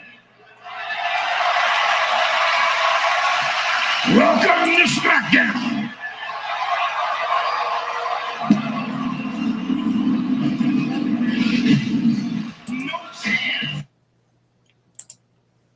That was pointless to open SmackDown with last night, ladies and gentlemen. As you all know, the news has been coming out all week that Vince McMahon could possibly be removed and Stephanie, his daughter, could come back, and now she's, I guess, assuming the role of CEO and, you know, the lead person in charge now, because apparently Vince McMahon is under coordination, just like he was in the 90s when the federal government tried to put him on trial for the whole, you know, drug scandal thing, the wrestlers use drugs and all that. This time it's, well, like what? $2,000 worth of hush money to former women so that we could secretly tell them to be quiet about sexual allegations, and then Coffee put in the chat room, Vincent's being investigated for being a creep. No, Coffee, it's not just him. This is why I said last week that it makes no sense having Johnny Ace, John Laurinaitis to be exact, as head of talent relations, because every time that John Laurinaitis has been head of talent relations, shit hits the fan and he gets out of control, and he has no business being the head of talent relations because he doesn't even know what's going on. We'll talk about that too. But, Scorekeeper, I wish you could stay for this, and if you want, we'll go through this next week. Actually, do you want to continue? Yes, I will continue. Ladies and gentlemen, forgive me. I'll be on the road. I'll see if I can listen in. But I do want to thank Tony, Coffee, Roz, Corvo, of course, Speedy. Almighty, I know you're not available, and I hope you're okay there as well. And Big Dog, I hope you're doing all right. And beyond that, I'm out. Well, just go ahead and end up when you're done. Remember, by 10 o'clock, you got to be done because Ever New is on at 10:30. We'll see you guys. Okay. Take care. Have a good Father's Day. Thanks, buddy. All right, yeah. So, ladies and gentlemen, now it's time to bring back the old sports opinion show, at least for an hour, right? Yeah, this whole thing is it's crazy. You know what else is crazy? Jerry Seinfeld actually made a comparison to be on the home field. And it's like he doesn't know what's going on either. Because we know that Becky Lynch has been added to the Raw Women's Championship at Hell in a Cell. There was also a brief, thing between her and Dana Brooke. And he made this thing. Remember the episode where Jerry, on the Jerry Seinfeld show, where he goes to the bathroom? Remember that episode? He went to the bathroom and he came out and his hair looked like garbage and didn't make sense to anybody. Thank you, Tony. Yes, it's in Speedy Hour. I wish I would have used that name years ago, but oh well. But yeah, remember the episode where he took off to the bathroom? He told everybody, even his girlfriend, I'm taking off and I'll be right back. And he comes out of the bathroom and it's like, what did you do to your hair? And everybody's like, well, she's all puffed up for no reason. Meaning Jerry.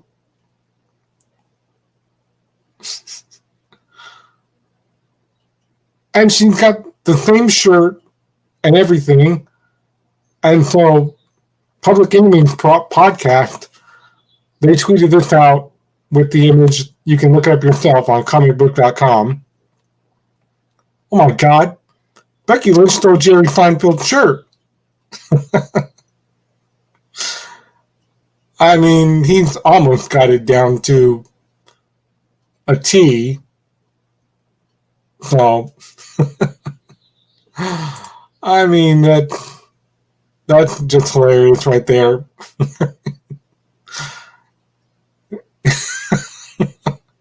Forgive me, but man, that is hilarious that Jerry Seinfeld would go to these lengths to do this, and he does look like Becky Lynch now.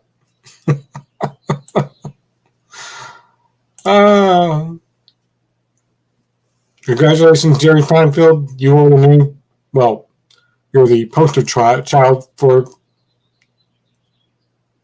No, that's not the right word. What is the word I'm looking for? It's not gimmick. What is the stupid word I'm looking for? Gee. It's not copyright infringement. I know that one. But Coffee, to your point, with WWE being so big, Yeah, it does need to get shut down, but I just don't know.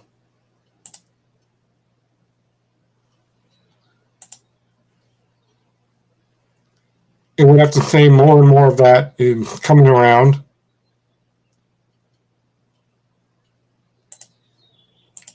And it's also because of where they are, how they've gotten to this point, and where they went to become what they once were, which we know they'll never go back to.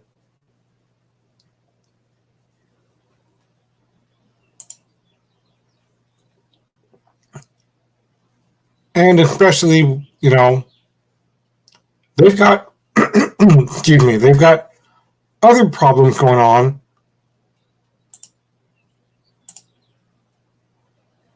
Especially, everybody has been talking about this too. Dave Hebner, longtime referee and agent,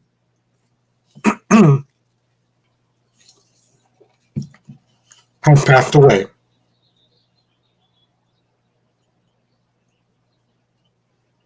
They had to rush him to the hospital and stuff like that, and then they, I guess, took him back home or something like that. And Dave Hebner passed away in his home on Thursday of this week, Thursday.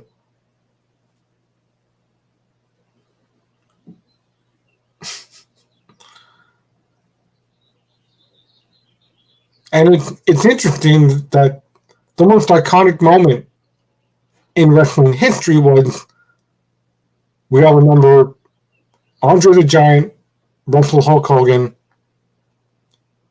and then the referee does what, has become commonplace now over the last 30 years or so, because nothing had ever been done like that before, where the referee comes in and goes,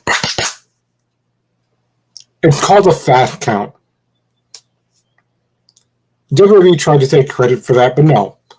That was the coin phrased by Joey Styles when ECW started up in 1993. And that's what it's called, the fast count. And I remember that image of Hulk Hogan grabbing the referee and going, I'm supposed to win, pal. What do you think that was? And then somebody else slides in, and you see this double feature look, and it's like, wait, why am I looking at two of the same? Because Dave Hebner is actually the twin brother of Earl Hebner. And I remember Gorilla Monsoon's line when he said, did one of these two guys get plastic surgery? What's going on here? How much money did they pay for that? And Bobby Heenan said, I would never pay anything to get my face a plastic surgeon so I can look like you anyway.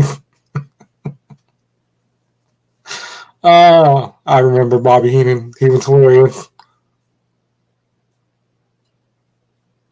That's the most iconic moment that I can remember, where long before the Bellins were pulling off Twin Magic, this right here was the original Twin Magic. Dave and Earl Hebner. I'm glad I got to meet and take a picture with Earl Hebner years ago at the TNA house show. That was awesome.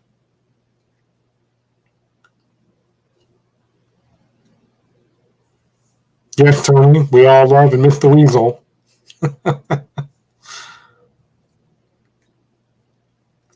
Tony, I'm just curious. I'm sure your most favorite moment, and it's one of mine too, where Gorilla Monsoon finally had enough. He had become one of the leaders at the time in storyline terms, and he grabbed Bobby Heenan off commentary. He goes, no, I want you out of my building. Let's go. He goes, what are you doing? Get your hands off me. He goes, oh, you just take things too far. Get out of my building. And he throws everything out that belongs to Bobby. He goes, get out of my building. I want you out of here. You're a disgrace. Don't ever come back. And then Bobby's banging on the door. Well, hey, let me in. I didn't do anything wrong. And then Raw goes off the air. He goes, I'm going to miss this place. I mean, salute WWE as he's crying and leaving the building. That's another one of my favorite Bobby moments. But that was a lead-in because he could go off and be funnier in WCW with Mike Tenay and Tony Schiavone. That was even more funnier. Well, actually, I don't know. It don't seem funnier when wrestlers go to a new promotion and you're like, wait, I've seen them in this promotion before. Now they're over here doing something else. But it's kind of the same thing. No, not really, because the atmosphere in wrestling is different everywhere you go. And some people, that's why, if you weren't an ECW fan and you were like, it's all they do is just kill each other in blood and guts, what is this?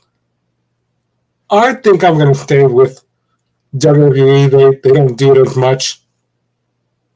But then WWE started getting crazy and the Attitude Era was born. Then WCW was like, well, we got to get in there too. Let's start power bombing guys through tables. Do you want to do that? Sure, yeah. Yes, Tony, yes. Riding backwards on a camel at WrestleMania. That was great too. Yes, coffee. Yes, I know. We've all seen that headline too. Jeff Hardy has been suspended without pay indefinitely from AEW. His brother Matt Hardy. I've met Matt several times and got a picture with him because I knew that AEW was coming around and like, well, I better get a picture with Matt Hardy before he goes and joins them. Because I knew AEW was going to become a thing, and that's where people would start going. And it was funny at our Halloween show for APW up here in Northern California, because he comes up to me and we start talking, and I said, hey, do you mind if we get a picture? And he goes, sure. What's your name? And it was funny because Matt Hardy was actually using the broken Matt Hardy accent that he did in TNA. And I just thought that was cool. And he goes, what's your name? I'm like, well, the same as yours. He goes, wonderful. I'm like, yes, it is wonderful. And so I handed a phone to somebody. I'm like, who wants to take my picture with Matt Hardy? And we both look wild. We both look crazy in that one picture on Facebook. But it's a great memory. But he said that he hopes that his brother can get things on the right track. And Jeff Hardy said that he's open to treatment. But he can't really be certain of the treatment. And there's documentaries about this. You can look these up on YouTube as well, where guys go to treatment, but then the camera crew goes, well, we found out that he didn't actually go to a drug treatment program or AA program, whatever the case is. And their probation officer found them, and they've been rearrested because they missed a court date or they didn't check in with their PO. And now they're going to have to start all over again. So that's one of the reasons that's concerning Jeff. Is he says he doesn't want to have to go through a revolving door, but I don't know. And he's not, Coffee, I'll make this clear for you, okay, because I know how you are. He's not saying he didn't do anything wrong, because clearly he did. It's on the police dash cam. where he's driving and going like this, clearly, and then he starts doing it faster. And that's when they were like, nope, nope. Woo! Pull over right now. Pull over to the right. And he pulls over, and they don't even, ask him. They ask him, but they don't ask him indirectly. And he doesn't say anything either, because he knows, too, that ever since the moment I screwed up. Like, have you been drinking today, sir? And the other officer goes, it was like middle of the day, right? And Jeff goes, yeah. And you see the officer in the video go, follow my pin with the light. Okay, all right. And Jeff goes, I shouldn't be drinking anyways. I know. And at that point, that's when they were like, all right, well, then we're not going to go any further. So we're going to put your hands on your back.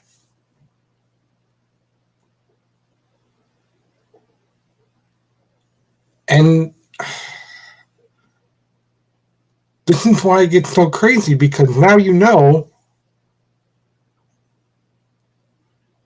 that people are tired. They don't know where to look to. They don't know where to turn. Because, even as a regular person like you and I, we're tired, but at the same time, we're not sure who we can run to either. Because, I've done that with friends and family, and I'm like, I got a little problem here. But then you tell people your problem, and they make one big deal about it. You know what I mean? And they're like, oh, well, you really screwed up there. That's your own fault. I'm going to have to report this. I'm like, why are you going to report that? And the reason I say that is because, growing up, my mom couldn't really afford anything for us, much less a hotel room. And then people would say, well, you're an unfit mother and you can't raise your kids and blah, blah, blah. And then other people, when they would hear that, oh, your mother hasn't fed you? Oh, we've got to do something about this. This is a big, big problem. And then go and they call CPS. Now you've got strangers coming into the house talking with me and my siblings. Well, what's going on and blah, blah, blah. And it's like, well, people just need a little help. And I think that's the other reason why Jeff had told the officers, I know I shouldn't be drinking. And the officer was like, okay, you understand what you did. So don't put your hand behind your back. And then I'm sure, Coffee and others of you are going to be like, well, what about the Usos? Didn't the Usos just get arrested together for the same thing? Yeah, but that's because of, even though it's a storyline, it's a real life thing in the bloodline. It all goes down to who they know. That's why the Usos aren't in as much trouble. That's why they're still on television. And probably because of the whole Vince McMahon, Johnny Ace thing, passing women off to each other. I'm done with her, now it's your turn.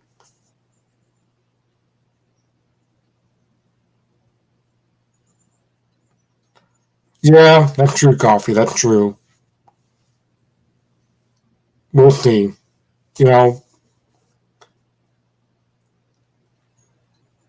If I had money like that, I would actually use the money to get myself help if I needed to. But people just don't do that.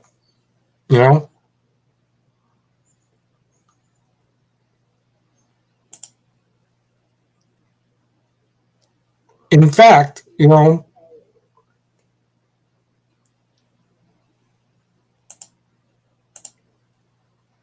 things like this are just too much for people. Because, like I said, it goes back to what I said earlier. Are you really going to help me, or are you going to put me in a more compromising position that I'm already in? And that's why there's certain judges on YouTube and on TV that I've seen where they're like, all right, well, I'm going to do this and this and that. I'm going to help you out a little bit. And they actually help people out in some of these court TV shows. But, you never hear this on the news or anything. Because they're like, that's not a story we're going to cover. We don't want to cover the humanity of it. Because other news sources, they don't want to recognize that people are human. That's why they bring up other stories. Hey, this story is better and help us get more ratings. But the ratings for them are all the same. Why? I mean, come on. What are the most recent stories have you heard that are different from the others? They're not. You watch the news and it's mostly about the war in Ukraine going on. Or another mass shooting. Or they end with that and then they come back from commercial and go, well, it's time to... Some people think it's time to take care of these gun laws and get stricter about them. Didn't you just talk about the gun shooting thing? And the same topic when you come back from commercial is still about guns. You swore you're going into a different story. See, they just do the same thing over and over. But that's why I say I like some of these shows with these judges who don't care about the fact that there's a camera in front of their face. They're like, you know what? I'm going to erase this history that you just had the other day or a couple weeks ago, and I'm going to let you start fresh. And it's like, well, thank you, Your Honor. I appreciate that. And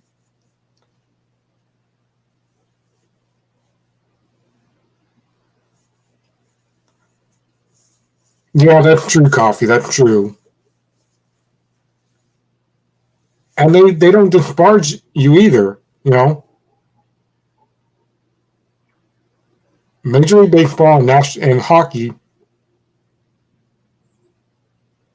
they have tons and tons of ways to help you.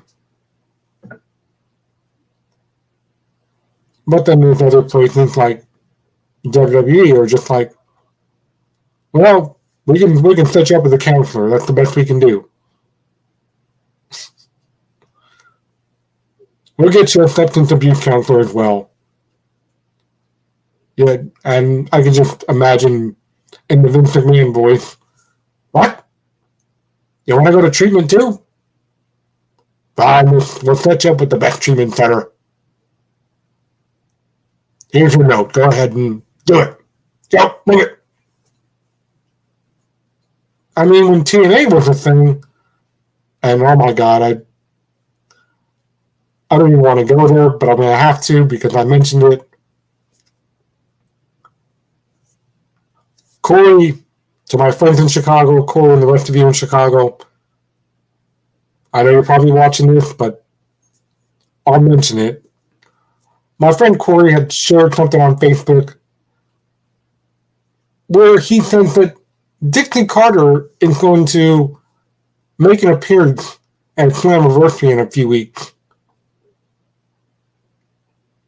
And I'm like, and I left a comment on about that, and I was like, oh God, no.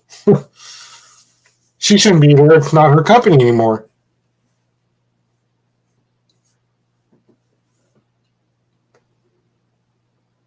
And my final comment to my friend Corey in Chicago was, she should give her ticket to me. I'll attend Slammiversary because she's telling everybody, I'm only a fan now. I'm not ownership. Yeah, clearly you're not ownership at all. Not in the least. So why would she need to feel the need to make an appearance at Slammiversary I mean, I don't think it will happen, but I also had this ironing feeling after I saw that this morning. It was actually this morning, in fact, before I came on the air with Scorekeeper, where I saw that on Facebook as I'm waiting for the link to come here from Scorekeeper. Like, well, I gotta wait for Scorekeeper to send me the link.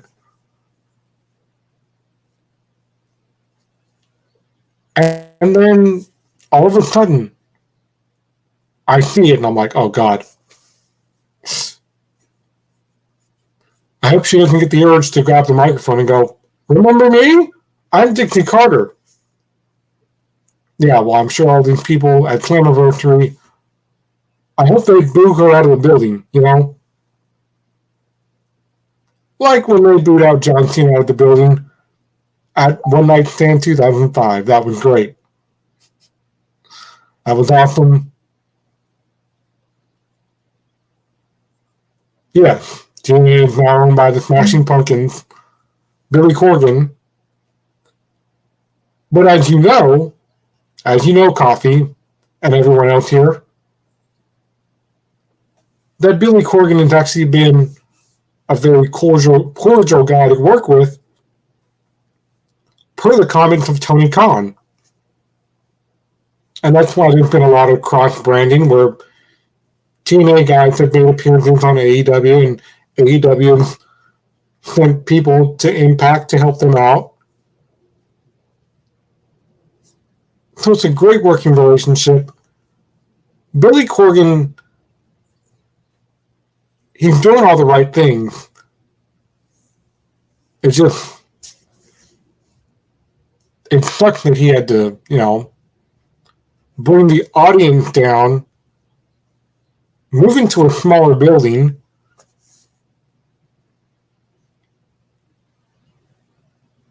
and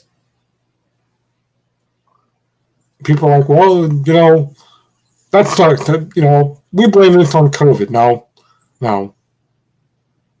They were already in a smaller building when Dixie Carter was still in charge, because Eric Bischoff had told her, this is not working. You don't even have enough money to pay the camera guys.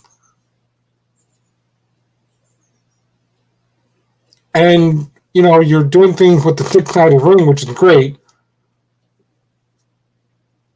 but you really need to be in a smaller building. And she basically gave Eric Bischoff the middle finger. And then you started seeing this. Money was dropping, revenue was dropping, and nobody was going to the shows anymore. And she went, oh my God, what have I done? Well, you basically killed TNA, and that's why Billy Corgan took over. If you want something to work, you have to get things going for it to actually work. Otherwise, it won't.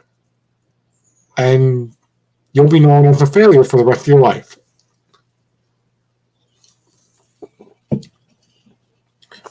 And speaking of failures,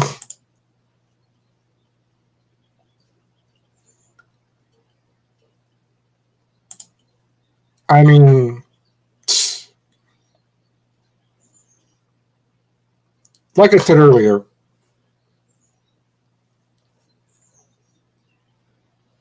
Johnny Ace, a.k.a. John Laurinaitis, has no business at all being head of talent relations. I mean, over the years, we've seen what he's done. Because half the women that come into WWE, or that come into the Performance Center to get started in WWE, he's like, no, I don't like her. Okay, I like her. She's fine. She can come in. No. Oh, no. Kick her out. She's ugly.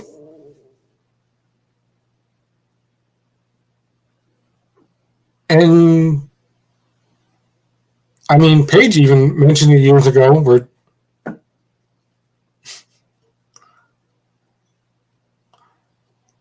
Yes, Coffee, yes. The one that, yes, Red Rooster guy.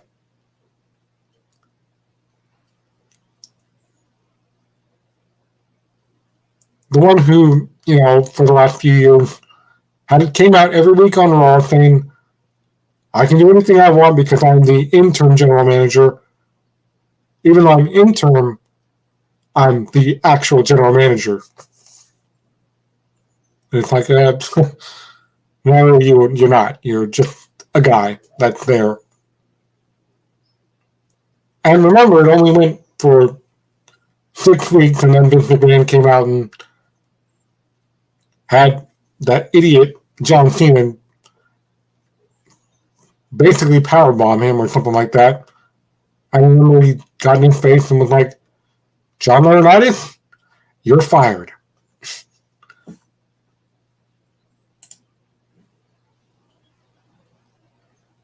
He was even told by the board of directors, no. We will handle, or someone else will handle talent relations tonight. You just stay home. As I played that audio clip, which is on YouTube, where Vince McMahon was like, I'm here and welcome everyone to I'd like to welcome all you Minneapolis people for coming to SmackDown. And then he does a mic drop. In a way, it's like Vince McMahon was saying goodbye without actually saying goodbye. So, I mean, really? Really?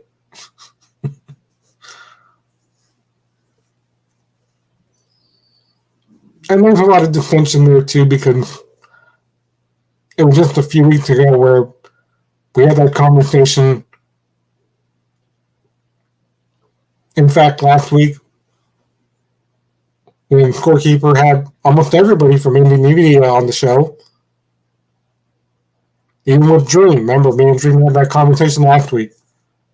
And Dreem said, but didn't Stephanie just leave WWE? Yeah, she did. That was just a few weeks ago, too. And it was very interesting that Dreem would bring that up last week, and here we are a week later, and now all the reports are like, well, Stephanie's back, and this time she's the new CEO, and it's crazy. And then, of course, everybody's like, well, Vince screwed Vince, all right. WWE's going to die, and blah, blah, blah, blah. And it's like, well, no, he still has control, but he doesn't have firm control of creative anymore. That will be his daughter, and if you look it up anywhere on social media, you'll see all the memes where it's a picture of Hunter, Stephanie, and Shane going, we have the power. And somebody even graphed a picture of NXT, the original NXT, with Triple H in the background going, this is mine. This was mine, and it's mine again. But then, remember, you have to factor in Triple H's recent health condition. He did just have a heart attack a few months ago. We'll see where this goes and what happens.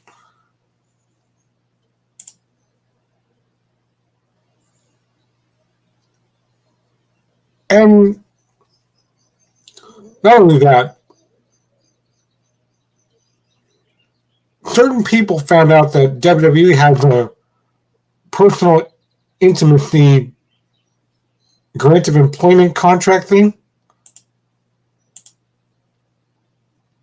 I know earlier Scorekeeper mentioned his requirement for actually being a host when you would sign a contract. And, well, Coffee, since you're the one that started that, we don't like contracts, but Coffee, let's be honest. I'm sure Tony and everybody else knows this as well. You have to sign a contract to get a place to live. You have to sign a contract to, have a driver's license. I mean, buy a car, right? Because they're not just going to be like, well, here, you can drive the car. Take it for a ride. It's yours. No.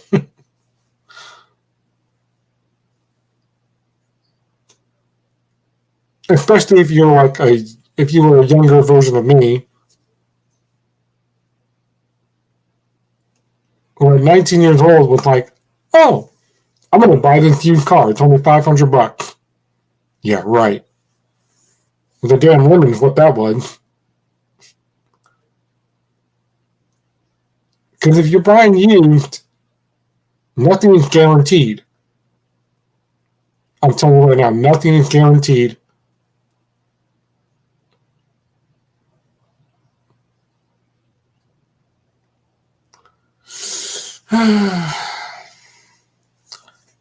That's interesting you say that, Coffee. Yeah, Disco Inferno, Ernest Miller. They both do have great wrestling minds.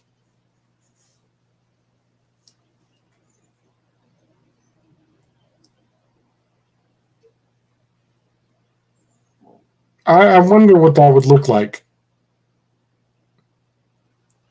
In a future of WWE,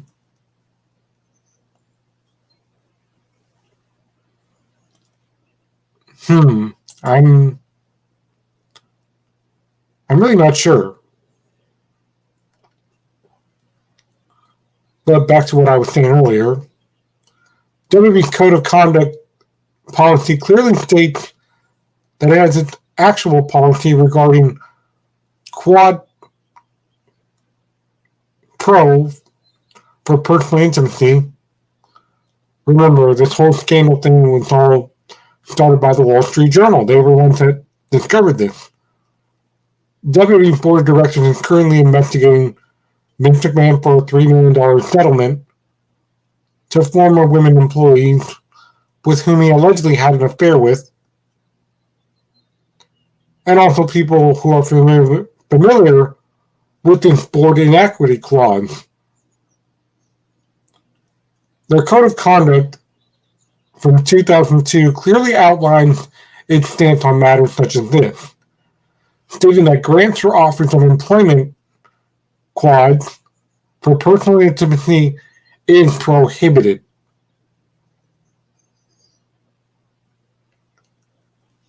That includes interfering with a person's ability to perform their jobs via creating offensive work environments,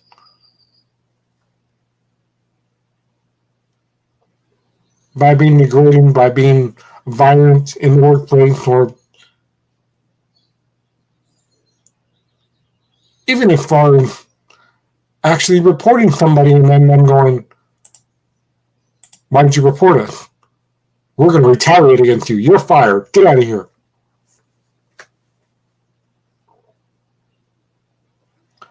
Yes, Coffee, I agree. That's how it should be.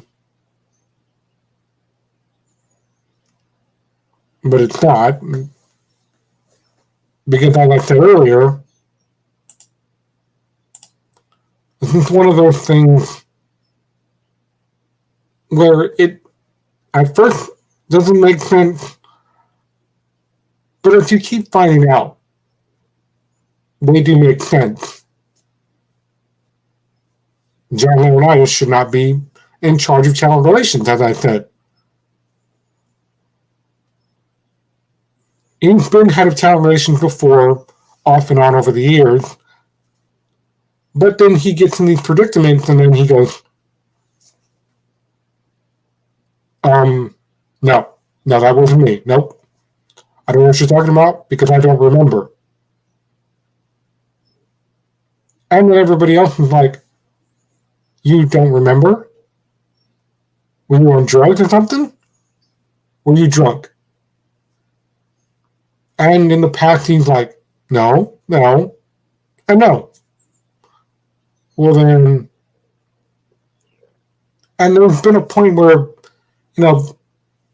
remember with the whole trial in the 90s when the federal government had everybody come in.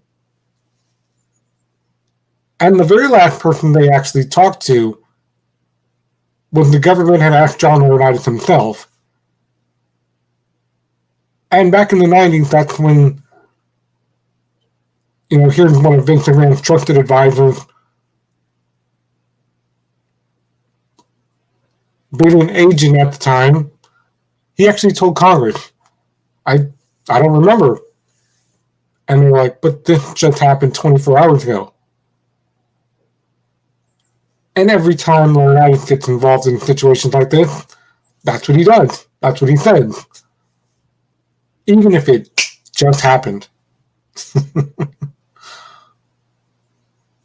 I mean, all of us can remember what we did this week, right? We can even remember what we did 24 hours ago. Like, for example, I know what I did 24 hours ago. I was watching movies, I was, relaxing. And then I got hungry and I went down the street to 7-Eleven to get some nachos, which is what I'm going to do after this in a few minutes, because we have Everclear coming on pretty soon.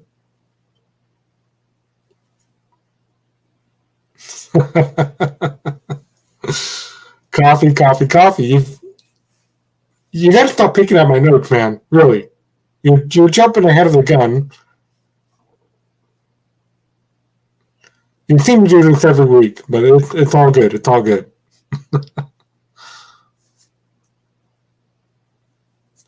But Matt, you're on a computer that's hidden. Yeah, I know.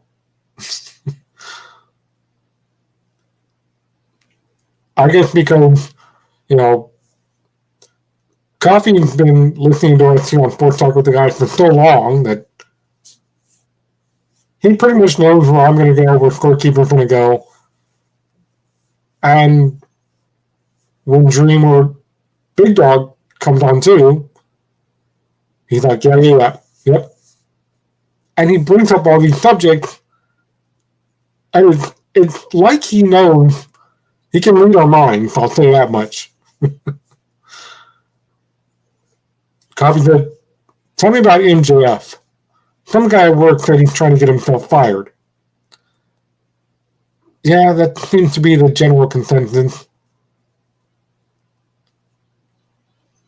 Because everybody that heard about his so-called pipe bomb promo, these are people that are like Scorekeeper, and I'm sure Scorekeeper will never probably be saying this, not because he's not here, but because he's still trying to figure out the whole wrestling thing. He still wasn't sure when he came up here a few years ago with Big Dawg. He's like, what is this? Like, well, that's part of the show. You just go with it. It's because they're new and they're like, oh my God, did you hear what MJF said on Dynamite? He got a pipe bomb promo. And then people are like, well, so you have people that are disingenuous, and then you have people who are genuine about the whole promo thing. Oh, that's what he did. Okay. He just cussed out the owner of AEW. Wow. That's never been done before. But like I said, then you have the genuine people like me who are like, no. Thank God for YouTube, because otherwise they'd never believe anything people like me were talking about, right? That's why you can go on YouTube. You can look up CM Punk's promo with his original pipe bomb. You can certainly go back in years, starting with Roddy Piper. Brian Pillman led to The Undertaker. The Undertaker led to Steve Austin. Steve Austin led to a whole world of anything goes by just being himself.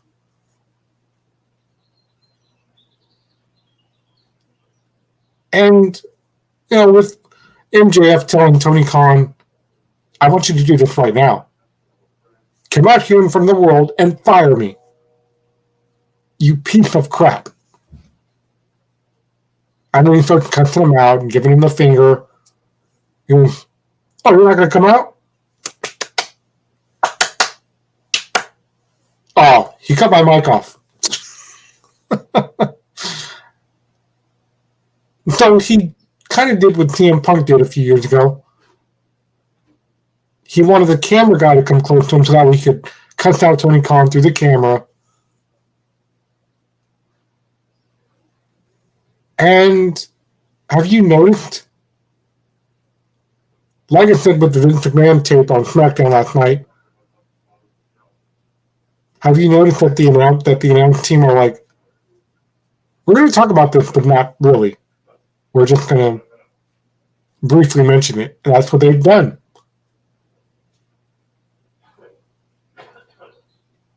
And it's interesting because, people thought, well, Tony Khan is always tweeting. Is he going to tweet about MJF? Let's watch and see. Now,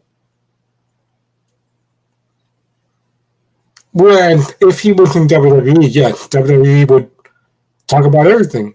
Oh, this person did this and this person done that. They're not going to be here this week. Because they tweet out everything. AEW doesn't do that. AEW is like, we're just going to roll with it, Whatever happens, happens. This is why we have weekly television shows. This is why this. This is why that. But nobody's really sure if this will work or not. I'm interested. I'm just waiting for Tony Khan to come out and be like, you wanted me to fire you, but I'm not going to fire you. In fact, I have an opponent for you. And then, people have told me over the last few weeks, don't say that. Why not? Because if you say that, you can probably bring in another ex-WWE guy. Well, maybe.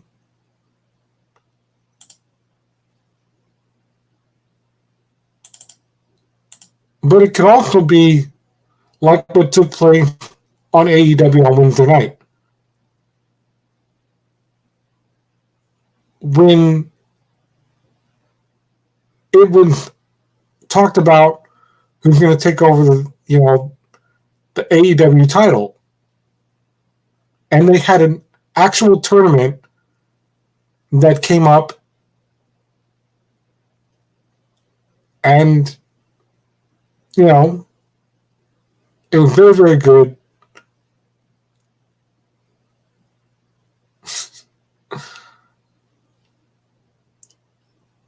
And it's crazy because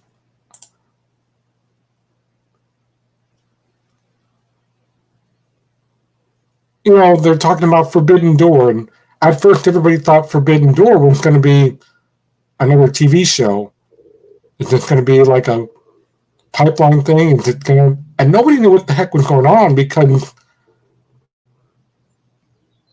different people were saying different things, and so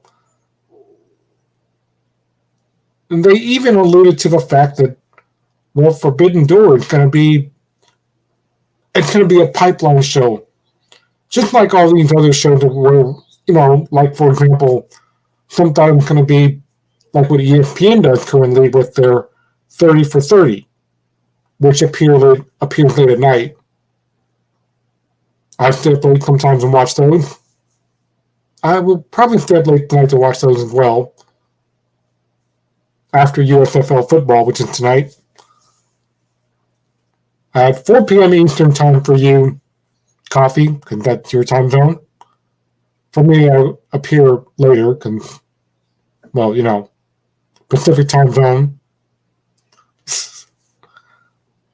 But no, Forbidden Door, it's not going to be a TV show. It's not going to be an offset TV show like the Bella Twins show or anything like that. If you watch Dynamite on Wednesday, then you know that this is actually going to be a pay-per-view in 2 weeks.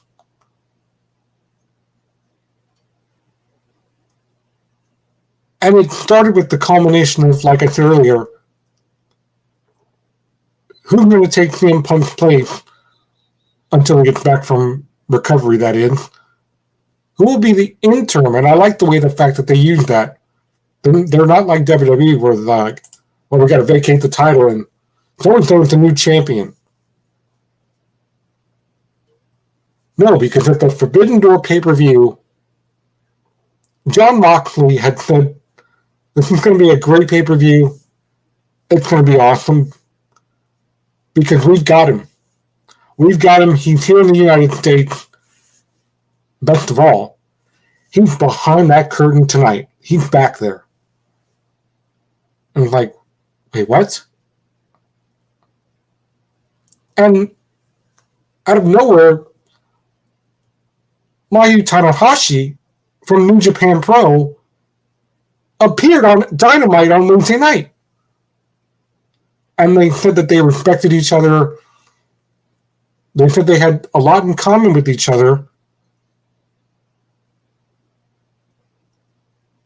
And I love how this whole thing is fanning out because, well, things are looking up for AEW. They're really looking up. So see, now everybody can put their minds at ease. You don't need to talk about, you know, what type of TV show it's going to be anymore. I already told you it's not going to be like a Bella Twins episode. It's not going to be like an ESPN 30 for 30 show. It's not even going to be a 1 hour thing where it's like Sunday Night Heat was back in the 90s. No. Tony Khan has announced that Forbidden Door will now be a pay-per-view in 2 weeks.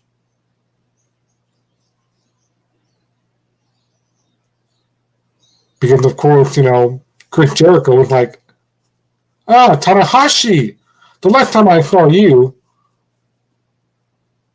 I threw your ass off the stage in Japan.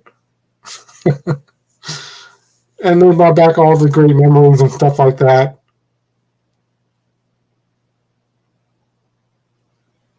And then, of course, Team Regal, they came to help themselves out.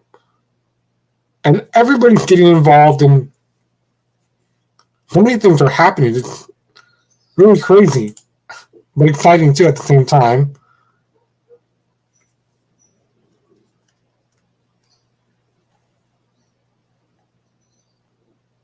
It's really, really great.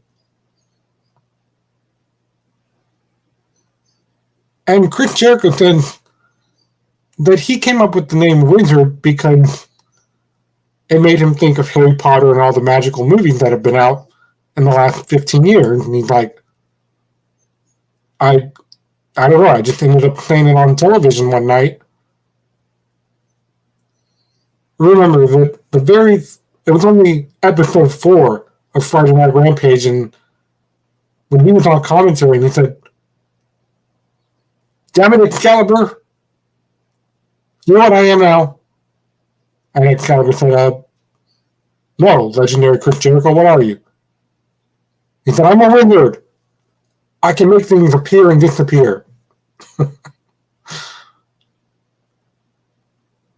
And he said, why not? He told this interview recently, I mean, isn't that what they do in movies? In these dumb, retarded movies, don't they make things appear and disappear? Isn't that what wizards do? So I'm the wizard. And that's how I came up with the name. And I went, oh yeah, I do remember episode 4 of Friday Night Rampage when he said that. But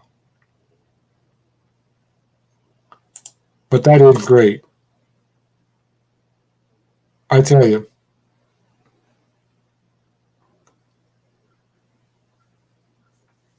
And, you know, as we're coming to a close here, because we have Everclear coming on pretty soon, so I've got to get through this very quickly.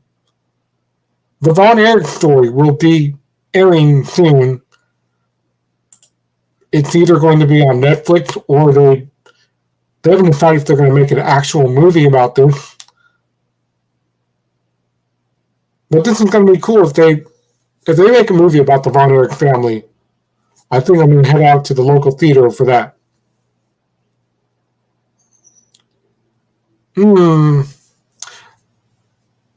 Does anyone in the chat room have any bright ideas of what I could tell my 3 sisters? Because Zac Efron, yes, the Disney kid who appeared on multiple Disney Channel shows.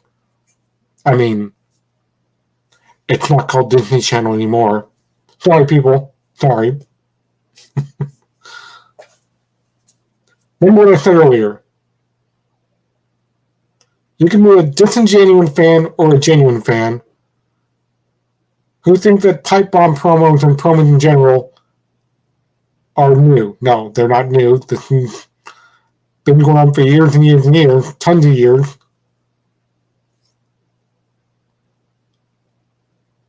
But my sisters thought that Zac Efron was hot, that he was cute in their younger teenage minds when we were kids,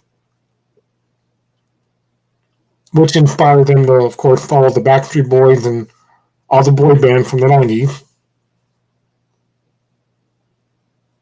Maybe I can, persuade my sisters to go see the Von Erich family movie with me.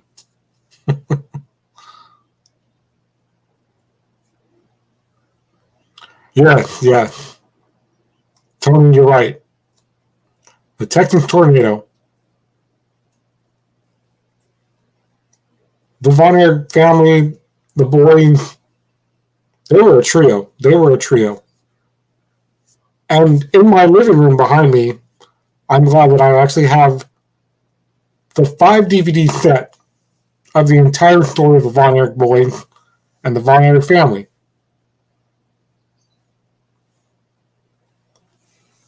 But I'm interested to find out whether they make this on Netflix or they make it an actual movie, which will star Zac Efron. And the reason why they wanted Zac Efron is because, have you seen his recent hair? The new hairstyle that Zac Efron has now, he really does look like a Von Erich guy. And I think that's why they picked him, because they were like, are you Von? No. And he's like, no, I'm Zac Efron. I'm in no way, shape, or form related, even remotely, to the Von Erich family. This is just my look. And they were like, well, it doesn't matter. Why don't you come be part of this with us? You can play one of the Von Erich boys. And yes, Tony, it's a tragic story. Very tragic.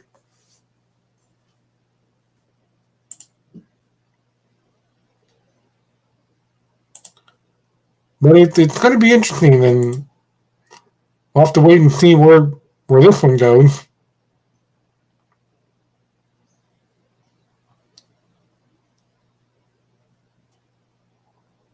And, hey.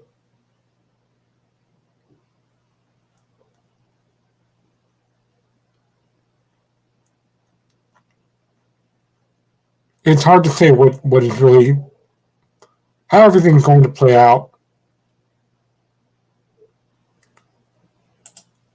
Some are saying that this indeed will be a movie, but nothing has been confirmed yet. Like I said, I will keep looking up the story and find out what's going on. But if it is indeed going to be a movie, I will be the first one in line to go see the Von Erich family movie. But to all you Hollywood movie producers out there in the world, if you're watching this, please, don't make it short and sweet. You can't. I'm just concerned that they're going to do the same thing that they did when they made the movie about Paige and how she became a wrestler. I mean, me and my tall friend Anthony and some of the APW talent was actually with us when that movie came out, and we were like, that's it? The movie's already over? Because, I mean, there's a part in the movie where they actually aired the real life Paige, when Paige actually won the title on Raw for her first time on her debut. And I had just came back with brand new popcorn and more soda. And then 15 minutes later, the credits are rolling up and they're like, my friend Anthony's like, bro, you just wasted all your money. I'm like, I did. What was that? Because I got used to the whole, 4.5, 5 hour movie thing. But the movie about Paige, when they made it, it was really, really short. So, yeah, fighting with my family. That's why I'm not going to buy that movie on DVD. It was way too short. Well, ladies and gentlemen, that is all the time we have.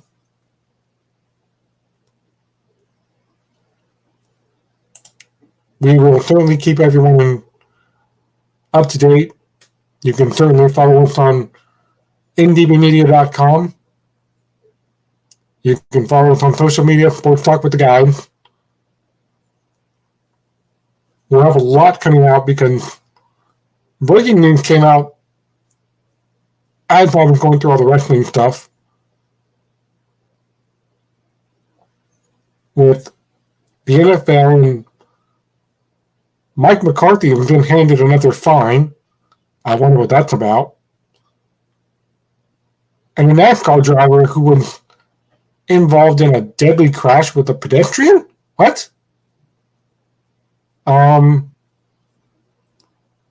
Okay.